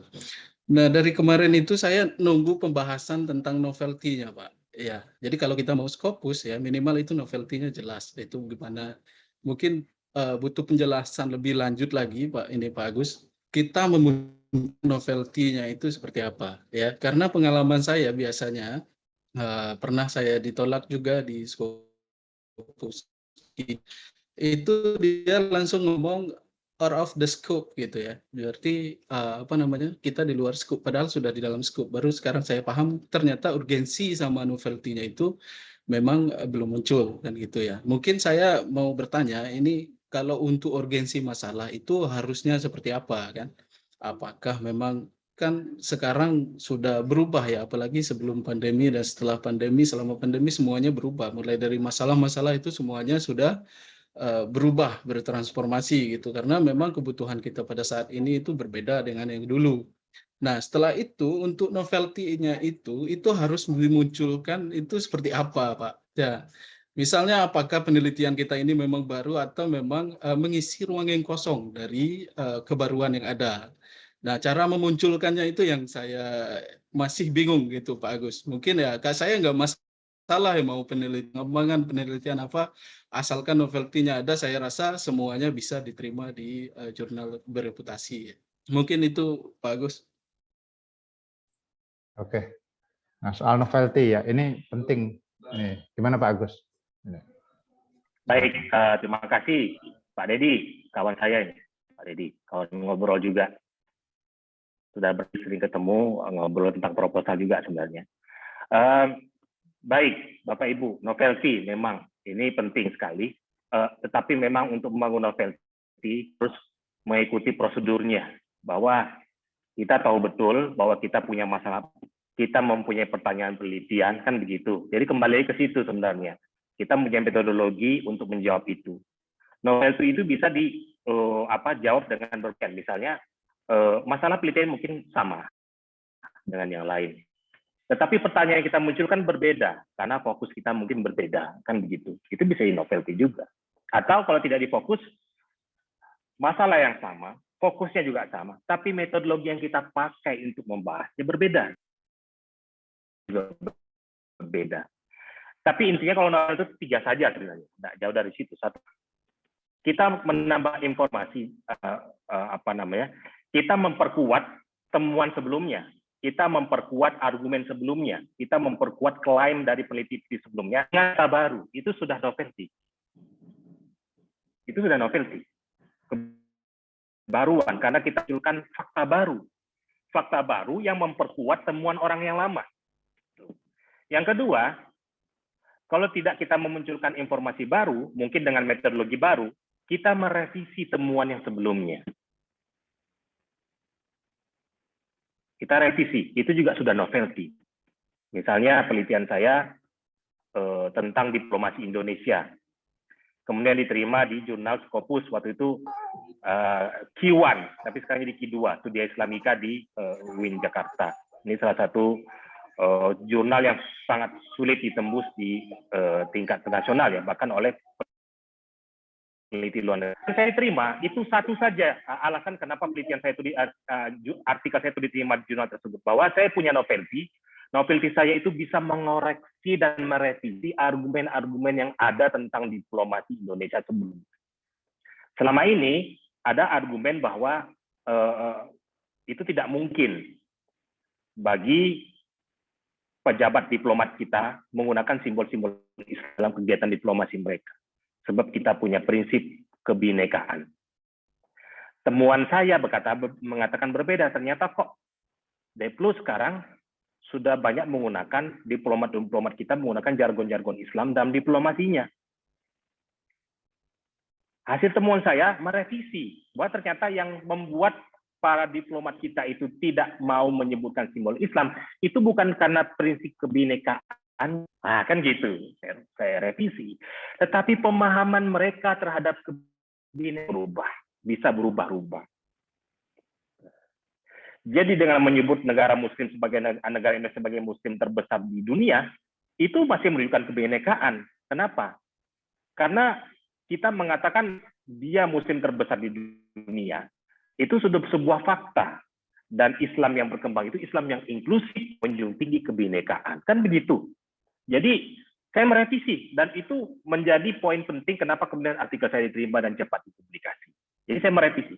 Dan yang paling tinggi nilainya, novelty-nya adalah yang bisa menentang teori atau temuan sebelumnya dengan temuan baru. Sehingga tidak hanya merevisi, tapi menjungkir balikan temuan sebelum. Itu yang paling tinggi. Jadi novelty 3 itu saja sebenarnya. Dan cara kita mendapatkan novelty itu bisa dari fokus masalah yang berbeda, masalah penelitian yang baru, atau dari metodologi yang berubah, yang kita ubah begitu. Jadi banyak cara kita mencari celah. Jadi novelty itu lebih kepada impact hasil dari penelitian yang kita lakukan. Jadi penelitian bisa saja misalnya tentang penelitian tentang pendidikan suku anak dalam di Kota Jambi, di Aik Hitam misalnya. Tapi dari hasil penelitian kita tentang suku anak dalam di Hitam, itu bisa merevisi argumen selama ini tentang pendidikan kelompok marginal di dunia. Oh, itu novelty. Nah, itulah baru kita bisa masuk ke dalam perbincangan ilmuwan tingkat global. Scopus itu tujuannya. Bagaimana penelitian kita yang kecil, kontribusi kita yang kecil, bisa kita titipkan, kita kaitkan dalam diskusi keilmuan yang lebih besar di dunia.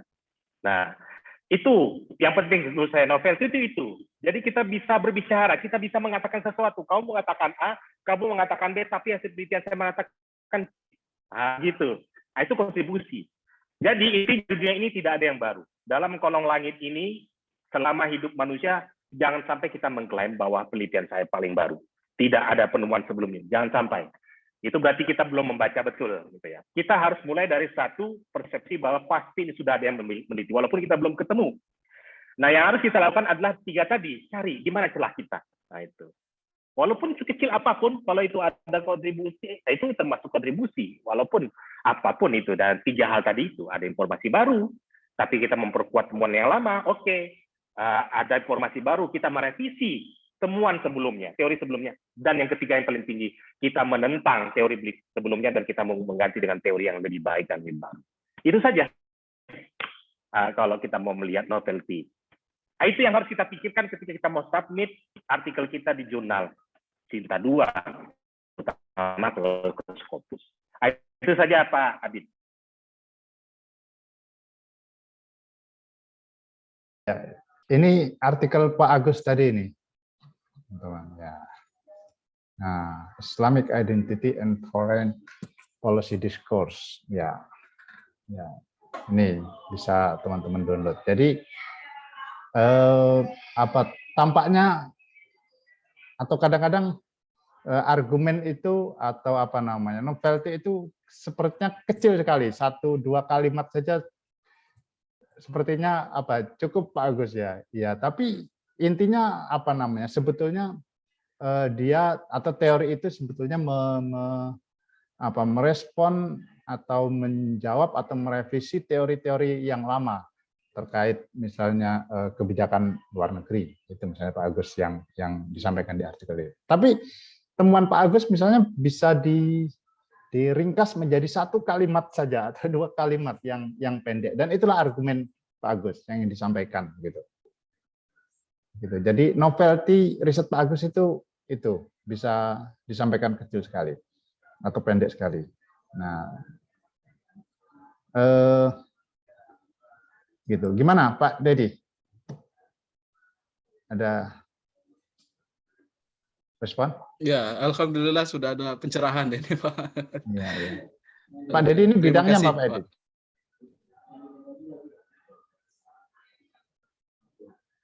Ya, Pak Dedi bidangnya apa?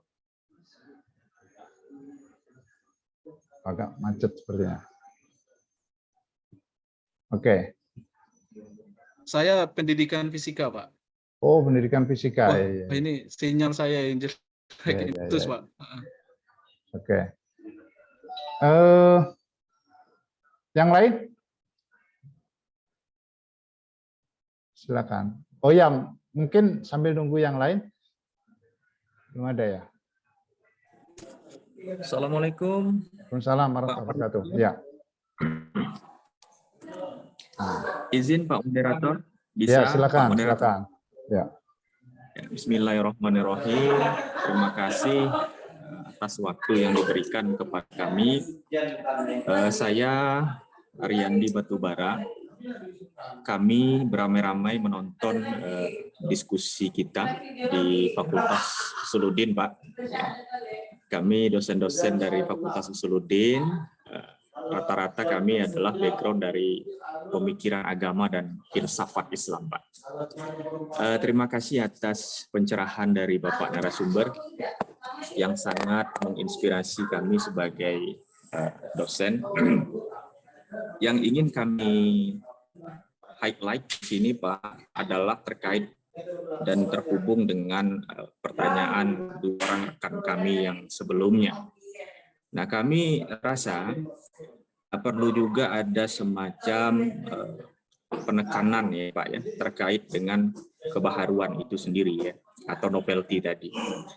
Nah, saya melihat kegelisahan saya secara pribadi adalah terkait novelty itu terjadi didasari oleh adanya fenomena self plagiarism. Jadi plagiarisme itu ternyata bukan dalam konteks menjiplak karya yang sudah ada, tetapi mengeksploitasi tulisan pribadi pun itu mungkin juga menjadi masalah untuk lahirnya sebuah novelty. Nah, itu bagaimana pandangan narasumber? Yang pertama terkait hal itu. Kemudian Pak narasumber yang saya banggakan terkait dengan budaya akademik, Pak. Saya melihat begini, di dalam sebuah riset-riset yang bereputasi internasional, kita melihat bahwa dasar mereka melakukan riset itu adalah benar-benar lahir secara natural terhadap ada problem yang sangat urgent sehingga mendesak untuk dicarikannya dengan pendekatan-pendekatan ilmiah.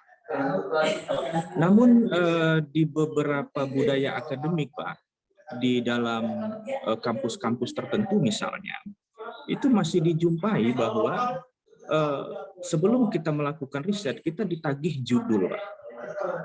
Nah, barangkali langkah kebudayaan akademik seperti ini itu tidak sama dengan budaya riset luar, Pak, yang berbasis pada problem baru melahirkan sebuah judul. Tapi kebiasaan akademik yang demikian, yaitu mengajukan judul terlebih dahulu, menjadi berantakanlah apa itu novel dan urgensitas sebuah penelitian dan maksud mulia dari sebuah riset itu. Kenapa? Karena ada sistem dalam budaya akademik kita yang lebih mementingkan judul daripada mendahulukan pertanyaan riset yang Nah, bagaimana Bapak fakta-fakta seperti ini, Pak? Bukankah ini dapat menghambat kerja-kerja ataupun perilaku intelektual kita sebagai insan akademik, khususnya sebagai dosen yang dituntut untuk melakukan riset-riset yang bermutu. Terima kasih Pak Moderator, kiranya 2 poin itu yang menjadi pertanyaan kami. Terima kasih. Assalamualaikum warahmatullahi wabarakatuh. Wassalamualaikum warahmatullahi wabarakatuh. Ya, gimana ini responnya Pak Agus? Jadi agak apa ini ada apa namanya soal novelty, self plagiarism, hubungannya begitu. Ya, ya saya kira ya beda novelty sama apa plagiarisme sendiri juga beda. Misalnya ya novelty ya memang hal baru yang ingin kita sampaikan, yang kemudian berbeda dari temuan-temuan riset-riset sebelumnya, gitu. Silakan Pak Agus. Pak Agus mau respon. Baik, terima kasih Bapak. Saya tadi Ariandi. Ingat Pak Ariandi ya, Pak Ariandi ya. Di Fakultas Suludin dan kawan-kawan Fakultas Suludin, alhamdulillah bisa bergabung. Ada beberapa hal yang mau saya sampaikan. Pertama tentang plagiarisme, self plagiarism. Ketika kita submit jurnal ke jurnal, maka yang pertama kali yang dilakukan editor atau pengurus jurnal adalah mencek plagiarismenya. Kalau itu tidak lulus, ya sudah, itu tidak akan diterbitkan dan langsung dikembalikan secara langsung oleh editor bahwa ini tidak layak terbit karena melanggar etika keilmuan, ya, itu plagiarisme, itu dosa besar ya dalam perjurnalan ya, plagiarisme. Jadi kalau sudah plagiat, maka kita tidak akan mengharapkan novelty, sebab itu kan mengulang-ulang, gitu kan. Mengulangnya pun dengan cara kata dan kalimat yang sama, hasil penelitian yang sama, tapi diajukan dalam bentuk yang baru, gitu.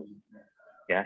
Dan yang lebih parah lagi dengan plagiarisme itu kan sebenarnya kita ada dosa besar di situ. Kita mengklaim penelitian, kalau dia penelitian orang lain, kita mengklaim penelitian orang lain sebagai penelitian kita. Atau kalau dia self plagiarism, penelitian ini sudah kita terbitkan di satu tempat, gitu kan. Kemudian kita klaim sebagai penelitian baru. Itu kan masih ada kebohongan publik juga di situ. Nah, yang sekarang menjadi pertanyaan adalah bagaimana cara kita menghindarinya. Itu yang menjadi pertanyaan kita dalam kita temukan bagaimana kita tidak terjerumus dengan plagiarisme. Ini yang menurut saya harus kita bahas. Tadi ini masih berkaitan dengan novelty ya, novelty. Bahwa novelty itu kan bisa 3 hal.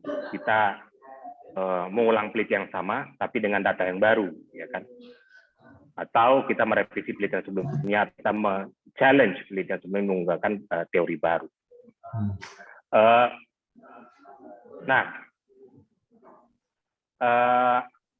Maka yang paling penting adalah ketika kita mengutip tulisan orang lain, nah itu dia. Upayakan kita sudah melakukan parafrase tiap kutipan yang kita kutip dalam tulisan kita. Kadang-kadang kita melakukan plagiarisme itu tidak sadar ya, atau tidak sengaja. Bukan tujuan kita membohongi publik, atau bukan tujuan kita mengklaim tulisan orang lain sebagai tulisan kita. Padahal kita ingin mengutip, ya, tapi kita salah secara teknis dalam mengutipnya. Misalnya tidak kita tidak kita parafrase, ataupun kalau dia kutipan langsung harus kita kasih footnote bahwa ini dikutip dari siapa, judul buku atau artikelnya apa, di halaman apa, edisi berapa, tahun berapa, halaman berapa. Nah itu. Jadi kemudian kedua, ketika kita membaca literatur dalam rangka misalnya literatur review, penting kalau kita membaca itu jangan membaca tanpa mengambil catatan. Karena sering terjadi begini, kita baca dapat sesuatu, tapi tidak kita tulis apa yang kita temukan dalam bacaan itu, kemudian kita tutup buku itu. Kemudian nanti ketika kita mau mengulang lagi, harus buka buku lagi, baca lagi dari awal sampai habis, gitu kan? Itu tidak efektif. Maka ada strategi membaca yang efektif. Apa strategi membaca yang efektif supaya kita tidak plagiat? Ketika kita membaca, kita membuat note, catatan. Dan ketika kita membuat catatan, gunakanlah kalimat atau kata kita sendiri. Jangan gunakan kata atau kalimat penulis. Kita parafrase. Kalau perlu kita buat catatan singkat saja, kita ambil kata atau keyword kata kunci. Yang itu nanti yang penting kita sudah mendapatkan pemahaman dari apa yang kita baca. Sehingga ketika kita menulis literatur review, kita tidak lagi membaca buku yang kita baca, tapi catatan kita atas bacaan buku itu. Nah, itu akan menyelamatkan kita dari plagiat. Dan pastikan bahwa ketika kita membuat catatan dengan bahasa kita sendiri, kita tulis dalam kurung situ dari siapa, bukunya di mana, dan halaman berapa. Nah, itu cara kita menghindari plagiarisme. Kalau menghindari plagiarisme, ya tinggal kita cek apakah tulisan kita yang mau kita terbitkan ini, apakah pengulangan dari tulisan sebelumnya. Tapi kalaupun pengulangan dan itu penting, kita kutip dalam tulisan kita kutip asal kita sebutkan bahwa ini berdasarkan penelitian saya sebelumnya. Kasih footnote yang sudah diterbitkan di sini. Saya kutip di sini dalam rangka membahas argumen saya yang baru. Itu bisa. Saya pernah kena itu masalah yang sebelumnya. Saya pernah mengajukan artikel ke Jurnal Studia Islamika. Saya tidak ada maksud mau set plagiarisme, tapi saya dikatakan set plagiarisme sama editor. Kenapa? Saya mengutip dari disertasi saya, tapi saya lupa memberikan footnote dari mana kutipan itu diambil dari karya saya gitu. Akhirnya sama editor sebut ini kan dari jurnal dari disertasi Bapak. Kenapa tidak ini berarti set plagiarisme katanya. Langsung ditolak artikel saya. Padahal cuma satu paragraf. Nah itu jadi penting. Jadi boleh mengutip diri sendiri, tapi jelas dong footnote-nya, kutipannya, referensinya dan seterusnya. Dan kita berikan penjelasan supaya ketika terjadi proses cek di Turnitin, selamat kita ada penjelasan ini gitu. Jadi itu yang penting. Jadi memang pengecekan set plagiarism itu bagian dari cara komunitas akademik membangun novelty itu ya. Novelty supaya tidak terjadi pengulangan penelitian yang sama, bukan mubazir kita melakukan, apalagi kalau kita mengulang kalimat yang sama dari penelitian sebelumnya, itu kan mubazir, tidak produktif. Nah itu tentang plagiarisme atau plagiarism terkait dengan kemudian tadi disebutkan bahwa bagaimana membangun kultur atau budaya akademik ya. Ini memang pertanyaan besar ya buat kita semua sebenarnya. Tetapi kita bisa mulai dari hal-hal yang kecil. Hal-hal yang kecil. Nah, tadi hari ini saya menjelaskan tentang tema atau judul penelitian. Kita harus pahami bahwa kenapa saya membahas judul tema penelitian, itu bukan berarti saya mempentingkan tidak. Ini kan rangkaian dari acara workshop kita dari coaching klinik kita dari kemarin. Kita sudah membahas dari awal bahwa dalam membuat proposal penelitian itu ada hal-hal yang harus dipenuhi dari awal sampai habis. Tapi dalam rangka bahas itu tidak mungkin kita bahas semuanya dalam satu waktu. Jadi kita pecah-pecah sedikit-sedikit untuk menunjukkan secara praktis dan lebih mendalam bagaimana kita melakukannya gitu loh. Jadi misalnya judul penelitian harus bagaimana, membuat masalah penelitian seperti apa, gitu kan. Nah, dan itu menurut saya substantif membahas hal teknis seperti itu substantif. Kenapa? Ketika kita menulis dan menulis karya, mempublikasikan karya ilmiah kita, itu sebenarnya kan tujuan kita mengkomunikasikan hasil penelitian kita kepada orang lain sehingga bisa didialogkan. Kalau cara kita menyampaikan itu komunikasi kita salah, gitu kan? Maka dialog mulai. Apa ciri-ciri bahwa kita bisa mengkomunikasikan hasil penelitian kita secara efektif sehingga bisa memunculkan dialog? Ya jadi membuat judul aja dulu. Oh, judul itu sudah bisa memberikan pesan enggak ke pembaca lain? Kalau misalnya belum bisa memberikan pesan dan tidak menarik, akhirnya apa? Tidak mau dia baca. Akhirnya proses dialog tidak terjadi. Begitu juga menulis abstrak, itu harus memenuhi kriteria. Kenapa?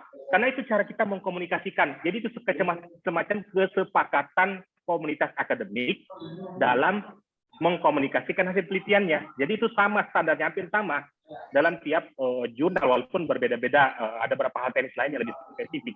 Tapi intinya sama, bahwa ada standar tertentu yang harus kita penuhi. Tujuannya bukan semata-mata teknis, tidak. Ada substansinya, yaitu bagaimana komunikasi akademis kita itu berjalan dialogis, menarik, bisa dibaca orang. Bayangkan kita membuat artikel tidak jelas India. Nah, bagaimana kita mau komunikasinya sama pembaca lain? Jadi itu penting ya Bapak Ibu. Hal teknis dalam proposal kita itu, kalau baik, teknis itu kita baik, maka nanti sama reviewer akan membaca enak proposal itu. Enak dia membaca proposal. Tidak perlu berjam-jam. Cukup 10 menit, kurang dari 10 menit. Saya kadang-kadang baca proposal cukup 5, 6, 7 menit. Kenapa? Saya tinggal mencari, lihat judul, abstrak, lihat hasil ujung terakhir. Itu sudah nampak gitu. Kalau tidak nampak, berarti ada masalah dengan proposal itu. Ada ketidakjelasan gitu. Nah itu ya, jadi apa yang kita bangun ini sebenarnya adalah kita mempelajari teknis-teknis yang kesepakatan komunitas akademik, sehingga kita bisa kita secara lebih efektif dari mudah bisa lain dialog terjadi dan pengembangan keilmuan itu terus dibangun. Nah itu bagian dari budaya akademik. Berbicara to the point, membuat judul menarik to the point yang bisa menggambarkan isi dari penelitian kita. Itu adalah budaya akademik karena bagian dari komunikasi akademik kita. Nah itu mungkin dari saya. Dan itu hal-hal kecil yang bisa kita bangun dari start, bagian dari budaya. Terima kasih Pak Sekjen. Oke. Ya, terima kasih Pak Agus. Ya. Gimana Pak Ariandi? Ya. Ya, terima kasih Pak Moderator dan Pak narasumber, Pak Agus Salim. Sangat kami hormati Pak, luar biasa sekali. Nah, harapan kita Pak, memang pemilihan judul betul-betul sampai. Jadi penulis dalam merancang judul sangat betul-betul hati-hati. Ya. Dan ini perlu ada penambahan pertemuan mungkin Pak, bagaimana judul itu dapat lebih komunikatif kepada pembacanya. Dan tadi poin menarik yang saya tangkap dari narasumber adalah ketika sebuah riset itu baik, tentu harus didasari oleh problem. Tetapi problem saja tidak cukup, dia harus dikemas dengan pemilihan judul yang efektif dan komunikatif. Nah, saya pikir ini sangat inspiratif bagi kami, Pak, khususnya bagi kawan-kawan dosen di Fakultas Usuluddin dan Studi Agama.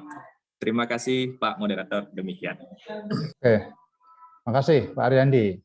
Ya, di chat ada Bu Khotimah Mahmudah ini mau bertanya, silakan. Bu. Sudah tadi Pak. Oh, sudah ya? Saya sudah Pak, ya. Oh ya, sorry. Iya. Siapa lagi yang mau bertanya, silakan. Atau mau menanggapi, silakan.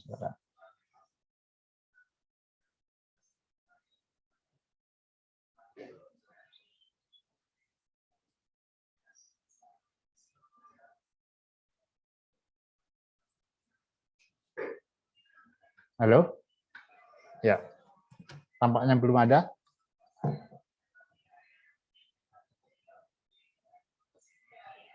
Halo ya, siapa? Silakan bisa lewat chat di kolom chat atau bisa langsung unmute kemudian bertanya.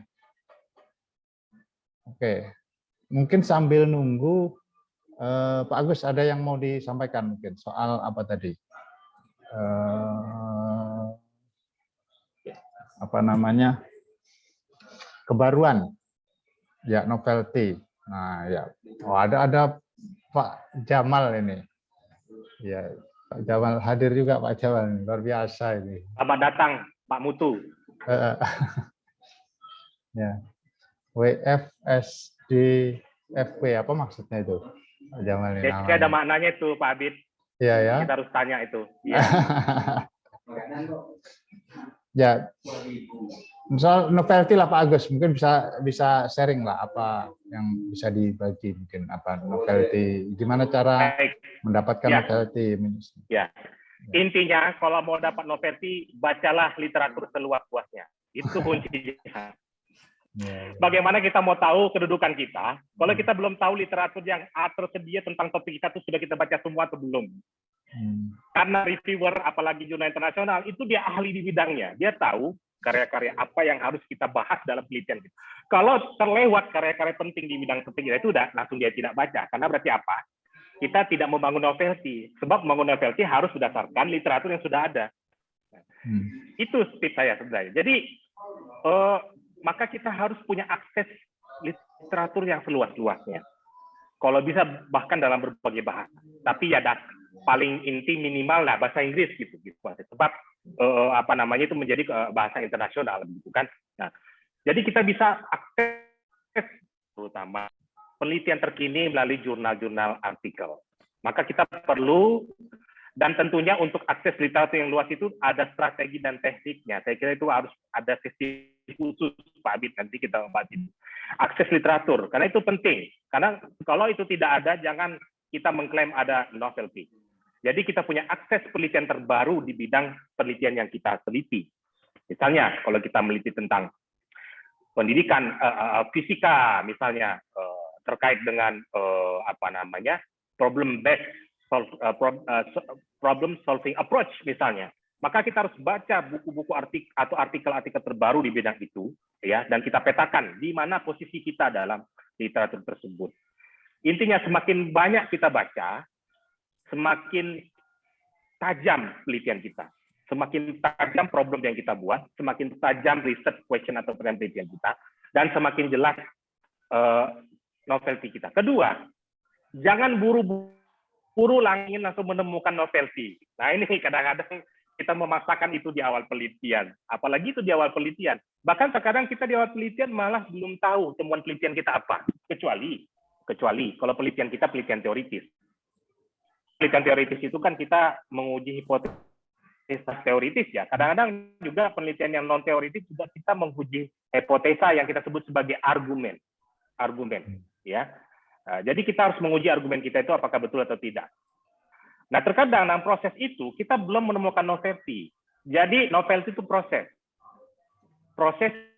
yang samaan antara literatur review, kemudian penelitian kita sendiri, kemudian analisa hasil penelitian kita. Dan biasanya justru muncul, ya, dalam pengalaman saya, itu muncul di akhir-akhir penelitian, bahkan pada saat menulis artikel loh. Jadi novelty yang saya temukan dalam artikel saya di Islamika tadi, itu saya justru temukan ketika saya sudah mau hampir selesai menulis artikel saya untuk Studia Islamika. Jadi prosesnya itu tidak linear ya, menemukan novelty itu tidak. Dia itu zigzag, bahkan kadang-kadang sirkular. Jadi itu yang harus kita pahami. Dan penelitian itu adalah proses kreatif. Sekali lagi, kreatif. Jadi dia muncul dalam proses kita refleksi atas semua penelitian kita, dalam proses kita mungkin ketika mimpi, siapa tahu dalam mimpi kita dapat ilham ya kan, langsung bangun langsung catat gitu kan. Jadi itu proses. Ya beruntung kalau kita sudah tahu novelty kita dari awal. Nah biasanya memang kita masih bisa sih kita memprediksi novelty kita berdasarkan literatur yang kita baca sementara. Tapi itu masih sifatnya mereka-reka. Sebab kenapa? Kita belum tahu hasil penelitian kita. Jadi novelty kita bisa kita rubah gitu. Tapi memang penting tetap kita harus menunjukkan novelty di awal penelitian kita sebagai panduan sebenarnya. Untuk meyakinkan orang bahwa ini ada novelty loh dalam penelitian saya berdasarkan gap dari literatur review yang ada. Tetapi dalam perjalanannya itu bisa berubah. Karena ini proses kreatif menulis. Dan justru kadang-kadang ide-ide segar itu muncul dalam proses kreativitas. Jadi saya sangat percaya dengan proses, Bapak Ibu. Saya sangat percaya dengan proses, karena proses itu tidak pernah PHP dengan kita, itu kan. Jadi dalam proses itu ada muncul. Jadi saya justru novelty saya berubah jauh dari awal saya menulis sampai saya menulis artikel. Kenapa? Karena dalam proses itu kita akses literatur kita makin banyak, gitu kan. Kemudian pemahaman kita argumen itu juga kita tes dalam lapangan juga referensi semakin banyak. Nah, itu yang terjadi. Nah, jadi Bapak Ibu itu kuncinya. Nah, makanya dalam artikel juga kita harus melampirkan daftar pustaka. Apa sih gunanya? Penulis tahu berapa banyak sih, dan apakah kita sudah mengcover karya-karya utama di bidang penelitian kita untuk menunjukkan novelty itu. Jadi memang Bapak Ibu menulis dan membaca itu satu paket. Meneliti, menulis, membaca satu paket. Yang salah satu proses itu, maka tidak akan menjadi satu produk yang bagus. Misalnya kita banyak menulis tapi kurang membaca, maka kita tidak mendalam, tidak menukik, dan tidak ada novelty-nya. Atau kita membaca tapi tidak menulis, sayang juga, ya kan? Karena kita tidak sempat merefleksikan apa yang kita baca dalam bentuk tulisan, membuat argumen kita sendiri, dan seterusnya. Itu Bapak Ibu sedikit tentang novelty, tips dan trik saya tentang novelty. Jadi jangan berharap novelty. Terkadang kita punya novelty, panduannya cuma gap dalam literatur. Tapi siapa tahu di ujung setelah melakukan penelitian lapangan atau apapun bentuk metodologi penelitian itu, kita justru lihat ketemu di akhir. Setelah semua sudah tampak jelas. Jadi kalau kita ibaratkan, kita itu ibarat drone. Kalau dari akhir penelitian itu, Bapak Ibu. Kita tuh ibaratnya drone. Kita sudah melihat semua hal. Ketika kita sudah mau selesai melakukan penelitian, sudah melihat semua hal. Dan ketika kita sudah melihat semua hal, itu kita tahu posisi kita. Nah, itulah novelty kita. Ya itu, Pak Abid.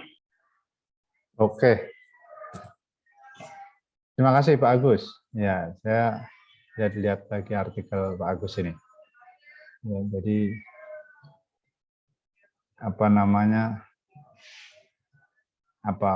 mudah dibaca karena di depan sudah dikasih tahu ini argumen yang akan disampaikan di artikel ini, ya kan?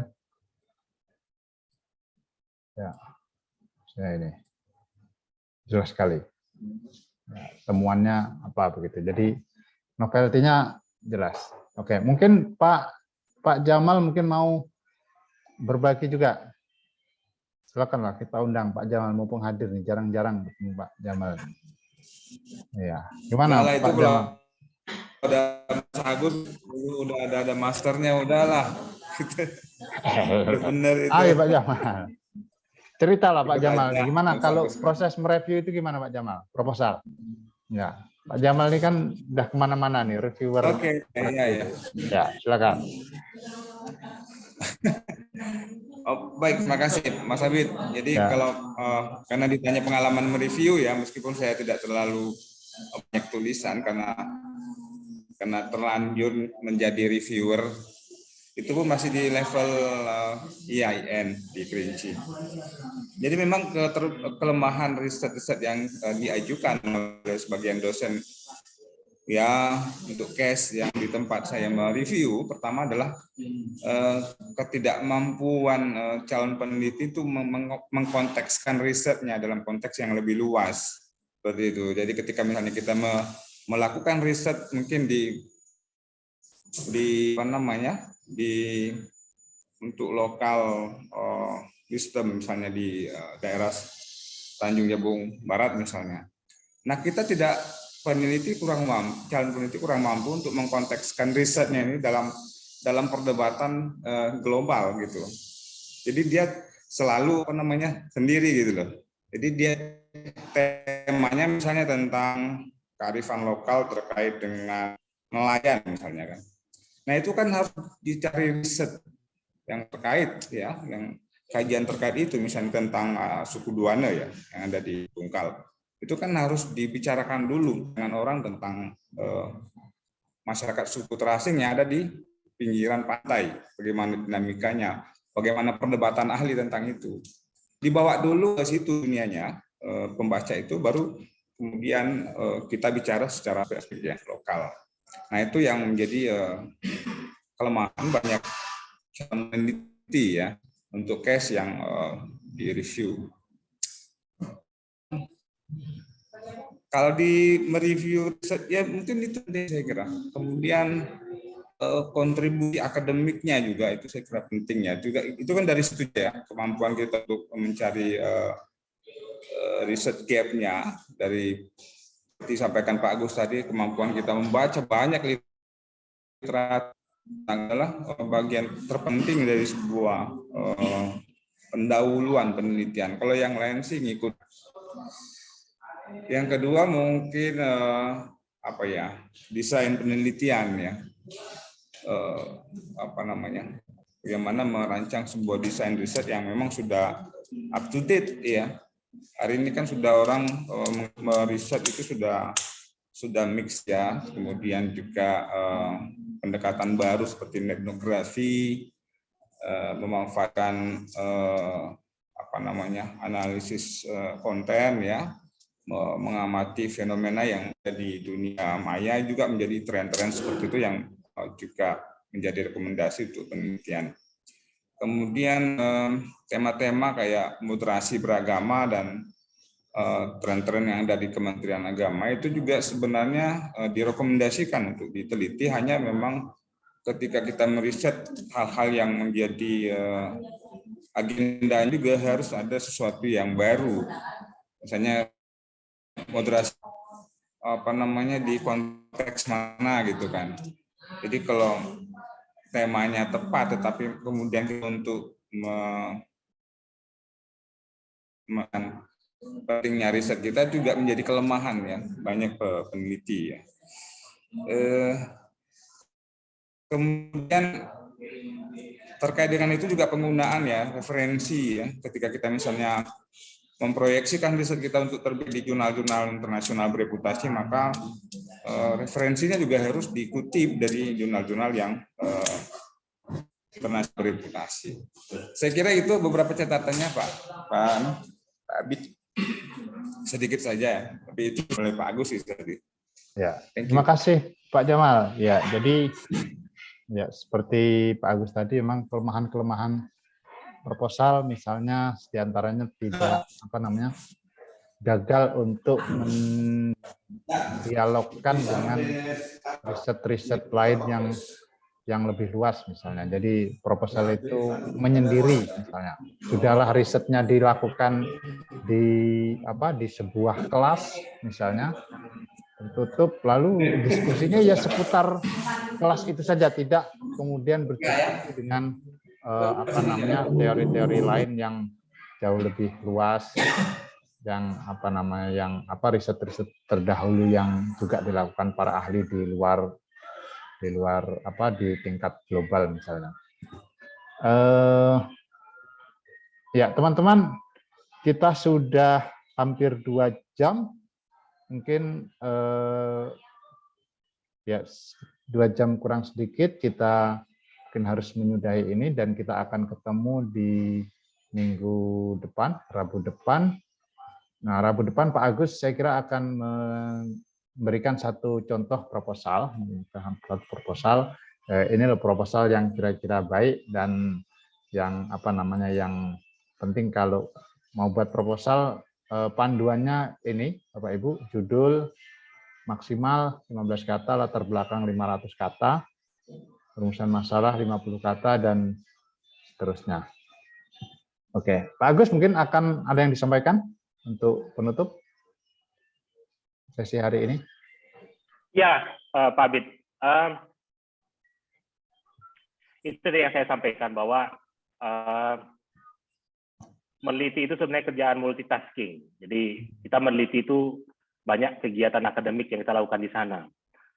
Ada menulis, ada membaca, ada merefleksikan dan berpikir, dan seterusnya. Dan itu semualah proses kreatif. Kemudian tadi kita membahas tentang novelty. Nah, ini penting sebab ketika kita mempublikasikan hasil penelitian kita, itu ada ekspektasi komunitas akademik bahwa kita menyampaikan sesuatu yang baru yang belum ditemukan oleh yang lain, sehingga kita ikut berkontribusi dalam pengembangan ilmu pengetahuan itu.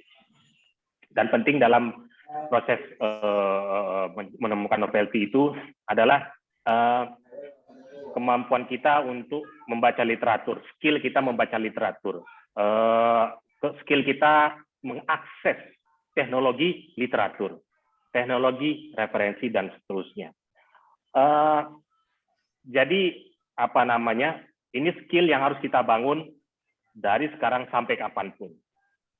Termasuk peneliti paling senior pun, skill penelitian itu tidak pernah akan berhenti. Sebab kenapa akan ada selalu terus masalah penelitian yang baru, tantangan baru, dengan metodologi yang harus metodologi baru untuk membahasnya dan seterusnya.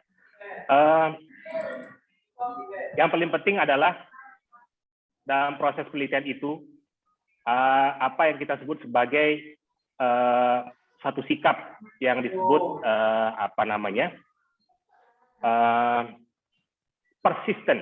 persistensi. Bahasa lain itu kesabaran, keuletan. Jadi ini bentuk karakter intinya sebenarnya. Seulet apa dia, setekun apa dia, sesabar apa dia dalam melaksanakan penelitian itu. Ya. Banyak penelitian-penelitian yang kemudian tidak bisa diselesaikan karena ketidaksabaran penelitinya. Jadi ini tidak sekedar skill soft skill yang bersifat akademik, tapi juga yang bersifat karakter dari penelitinya.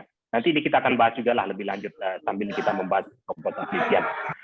Nah, ya insya Allah minggu depan kita akan lebih menukik lagi. Kita akan membahas satu contoh proposal. Kita lihat bagaimana misalnya judulnya dibuat, kemudian dari judul kita lihat latar belakang, bagaimana dia memperkenalkan masalah penelitian, apakah itu sudah bisa dikategorikan masalah penelitian atau tidak, dan bagaimana dia memframe masalah penelitiannya. Kemudian dari masalah penelitian, bagaimana dia membangun pertanyaan penelitian. Dari pertanyaan penelitian, kemudian kita melihat bagaimana dia mendesain cara untuk menjawab pertanyaan. Kalau disebut desain, berarti metodologi yang dia pakai untuk mengumpulkan data seperti apa. Kemudian metodologi untuk menganalisa datanya seperti apa, berdasarkan pertanyaan penelitian yang sudah dia punya. Dan itu yang akan kita bahas minggu depan, Bapak Ibu ya. Tidak sabar kita ketemu lagi untuk sama-sama belajar. Demikian saja, Pak Adit. Terima kasih, Bapak Ibu semua. Mohon maaf jika ada hal yang kurang berkenan di hati Bapak Ibu semua. Assalamualaikum warahmatullahi wabarakatuh. Waalaikumsalam warahmatullahi wabarakatuh. Terima kasih, Pak Agus. Ya, jadi Bapak Ibu